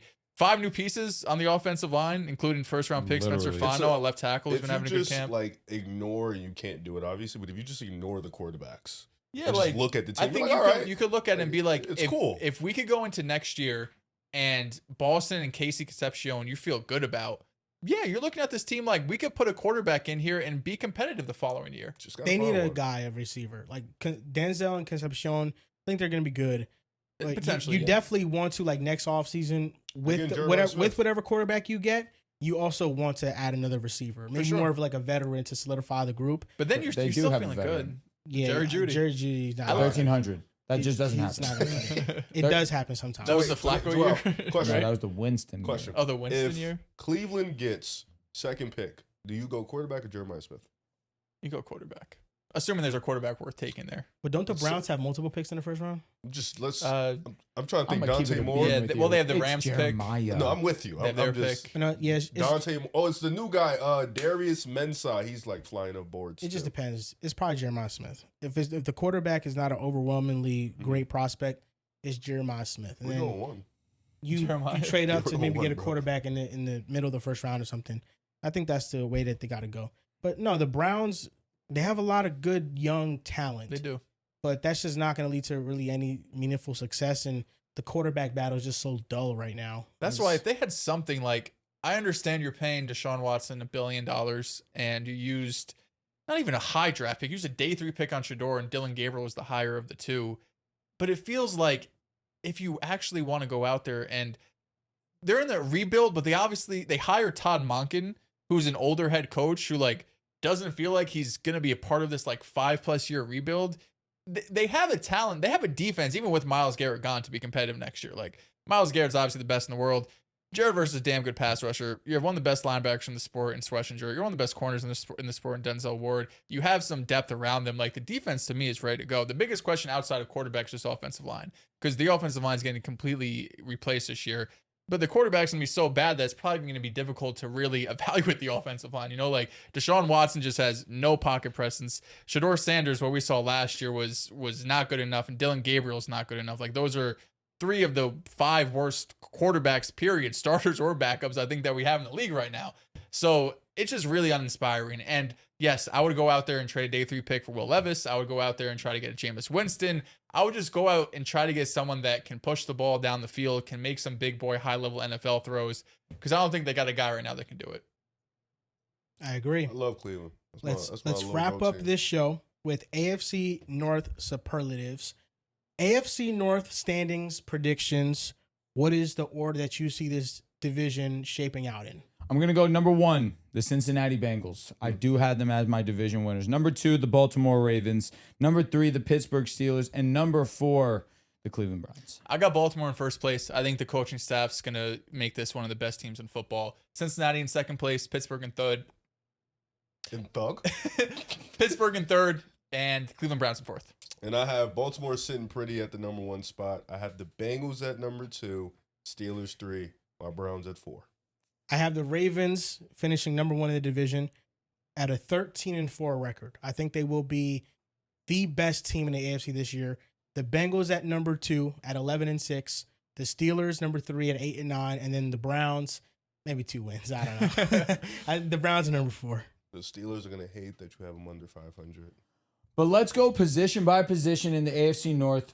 Who do you think has the best quarterback in the division? Baltimore. It's Lamar Jackson. It's the Ravens. That category goes to the Ravens. Running back. It's also the Ravens, Derrick Henry. Facts. I think that's pretty comfy. Wide receiver, Bengals. Bengals by Easy, far. easy. The tight end position. I'll go with the Browns I here. was Is that about to say, crazy? Cleveland, sneaky. Yeah, Harold Fan's the best tight Sneaky. ends. Offensive line.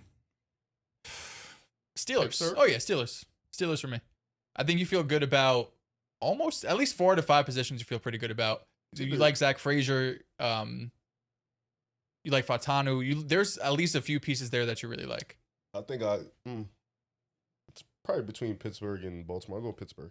I think I'd go with the Steelers too. All right, let's turn it over to the defensive side. Who has the best defensive line? Cleveland. I think it's the Steelers. I would say the Steelers. I would still say the Steelers too. Oh, facts. I facts, think facts, facts. soon it could be Cleveland, but for right now, it's You definitely got the Watt, Steelers. Alex, Nick, Hayward, Facts. Harmon, depending if he takes a year or Yeah, two, they leave white, too. they white. Let's go to the linebacking position. Ravens. I think it's the Ravens. Yeah, They got three Browns are up quality there too. ones. I think Quincy Williams bounce back year maybe. Browns, But- Browns low key. yeah, That's a Carson good Wentz. take. Carson It's Schwarzenegger was just, like, fantastic last year. Roquan is elite. Trent Simpson is really good. Buchanan was really good as rookie. They have 3 starters. Yeah. at Yeah, it's linebacker. Baltimore. Baltimore. Let's go into the cornerback room. Just want to do DBs, corner and safety. We're splitting it up. Go split it. We should probably split it up. I would say Corners. the Steelers have Jamel Dean, Joey Porter Jr., and then Asante Samuel Jr. Yeah. The Bengals have DJ Turner, Dax Hill, and Josh Newton Who might was be the nickel. opposite side Denzel? Tyson Campbell. Yeah. Facts. I mean, Denzel's the best, but I like Pittsburgh's Pittsburgh's got depth. the best Yeah. trio probably. I think the Steelers might have the best cornerback room. I'd got the probably go best depth, Steelers yeah. personally. yeah. And then safety, I think by default, just because they have the best in the game, I'm just going to go Baltimore. Baltimore. Yeah. Then special teams, is that Steelers? Probably is. Especially Chris Boswell Got The Chris Boz, Yeah. legend. and coaching. Ravens. Baltimore? They just like unproven, just take them. I'm ready to say the Ravens have the best head coach. I think Jesse Minter will be better than Zach Taylor and Mike McCarthy. What And Tom about Monken. Monken? Yeah, I would take Jesse Minter as well. I'm just joking. So We'll when you see look what at Monken overall, the Ravens won 1, 2, 3, 4, 5. The Ravens won 5 of the 9 categories. The Steelers won 4 Damn. of the 9 And categories. Bengals got one. Wait. I would say Bengals got one. They got receiver. Wait, 9, 10, 11. Okay. The Steelers won 4 of the the Steelers won 4 of the 11 categories. The Ravens won 5 of the 11 categories because we added special teams and coach. And the Browns won tight end. The Bengals only won 1, which is the receiving room. They'll always win that one. If we just did pass catchers, Cleveland wouldn't have anything. Who are your breakout players for the AFC North? AFC North breakout player predictions. First team up, the Pittsburgh Steelers. For the Pittsburgh Steelers, I did go with Derek Harmon. Last season, Derek struggled to stay on the field for the entirety of the year. Missed the early part of the year and then missed the middle to end part of the season. But towards the end of the year, he was pretty productive, was able to get out to the quarterback, was really good at stopping the run. I think this year, there's much more of a necessity for him to be a force on this defensive line. And I think so long as he is healthy, he will make an impact. Going with Troy Fautanu. I think he's going back to left tackle, back to his college position. He's been really good, really like solid for them at right tackle. He only allowed 2 sacks last year, but I feel like there's another level he can get to. I got a lot of rookies on mine, but for the Steelers, I picked Jeremy Bernard. I think he's going to have a really good year opposite side, Pittman and DK Metcalf. I like those picks a lot. I don't want to double dip on your pick, so I'm going to go with Peyton Wilson. I think the linebacking room could be a little bit better, and Peyton Wilson has all the physical tools to be a really good starter in this league, and I think that in his second year, he's going to be much better. Next team up, the Baltimore Ravens. I'm going with Jacoby Lane. I understand that he's a rookie. He's going to have an opportunity to have immediate impact. This is a guy who's 6'4", runs a 4.47, has great side, great speed, and already in preseason has had a connection with Lamar Jackson. 3 catches on 3 targets, 36, 37 yards, gets into the end zone. He is going to be a factor in this offense because he's such a strong complement to Zay Flowers. Going with Nate Wiggins. I'm really excited to see what Jesse Minter can do with this DB room in general, but Nate Wiggins had a really strong rookie season. Year 2, he was up and down, but I feel like that was more to do with the pass rush or lack thereof. You're going to get some guys back in Nnamdi Madubuike, and you also have Trey Hendrickson there to help the pass rush. I think Nate Wiggins bounces back. Double dipping. I also picked Jacoby Lane. I think they've been yearning for a wide receiver one with this type of physicality and size. I think he can be that. For the Baltimore Ravens, I went with Mike Green. I just think that Mike Green, he's going to be put in good positions by Jesse Minter to be productive as a pass rusher, and he had insane tape in college. His rookie year wasn't nothing to ride home. His rookie year was nothing to ride home about, but I do think that in his second year with Jesse Minter, he will be much better. And I want to revise my Steelers pick because Peyton Wilson is not a I was going to say, Yeah, so he's going to year 3. Yeah, my Steelers breakout is going to be Derek Harmon. I think that he's an easy shoe-in. Next team up, the Cincinnati Bengals. I'm going to go with Cassius Howell. Rookie coming in, was drafted in the second round. He was very productive in college, and it's pretty much the inverse of what Shamar Stewart was. Shamar Stewart was able to get after the quarterback, had a lot of pressures, but did not finish plays, really did not rack up many sacks in college whatsoever. You look at Cassius, was able to finish plays, got pressures on the quarterback, has been having a really great camp, a lot of great noise coming out of his side of things. I think that the need for a pass rusher and a real presence is necessary for them. And I think Cassius will have that impact. Before you go. Okay. No, you're good. I'm gonna go with Armarius Mims. This was sorry, did I take your guy? It's okay, bro. I'm gonna go with Armarius Mims. He was a project coming out of college. The Bengals still paid up first round pick for him. He's gotten better every single year. Last year, weeks 12 to 18, he was the 13th graded tackle per PFF. He's really starting to come into his own. I'm expecting year 3 he breaks out, and we're looking at him as one of the top tackles in the game. I'm also stealing. I also had Mims for my pick. I think he's going to be one of the better. I think he's going to be one of the better tackles in the league. My breakout player for the Bengals is Dax Hill. I think he becomes more of a household name amongst fans, knowing cornerbacks, because DJ Turner was elite last year, and he is one of the best corners in the league. And some people might be wondering, okay, who's opposite of him? I think Dax Hill will solidify that spot. Early in his career, he was riddled with changing positions and injuries, and now he's fully healthy, and I think he's ready to be very productive and one of the best number 2 cornerbacks in the NFL. And last team up, the Cleveland Browns. For the Cleveland Browns, I understand that he put together a really good rookie campaign. I'm going to go with Mason Graham. Last season did have 36 pressures, but wasn't able to really finish plays. Only had half a sack. We're talking about one of the better run stoppers too, especially given his age. 7 tackles for loss last year, 32 run stops, which is 13th among defensive tackles, 4 quarterback hits. I think that what he proves this year is that he is one of the premier young defensive tackles in this game and can solidify himself as one of the league's best by just finishing a couple more plays and just continuing to ascend as one of the better run stoppers. There's a lot of plays to go with for the Browns, and Harold Finn already broke out, I think, last year, but Casey's getting a lot of love. Denzel's getting a lot of love. Harold Finn's the number 1 option on this team. I think he's gonna have a breakout year. For me, it's going to be Denzel Bolson. You mentioned it. A lot of young talent on this team. You can pick any of these guys. This is going to be my star, though. I feel like you guys picked some great players. Mason Graham is awesome. And then you also mentioned Harold Fannin. The defensive line for the Browns is quietly solid even after losing Myles Garrett. You bring in Jared Verse. You still have Isaiah McGuire, Alex Wright, and then Mason Graham. My breakout player is going to be Quinshon Judkins.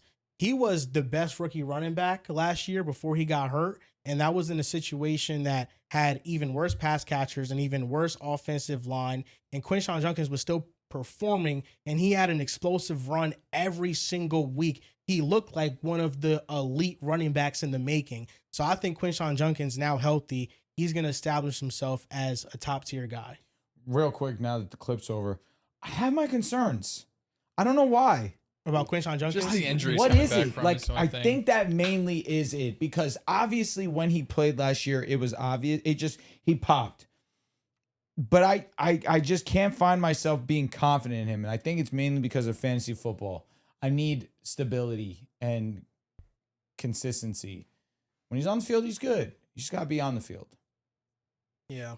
I think he was just so awesome. Like, he was just game breaking. He really did have crazy moments. And at times. they were so bad. They were terrible. So But bad. that's Cedric going to do Tillman, it. man.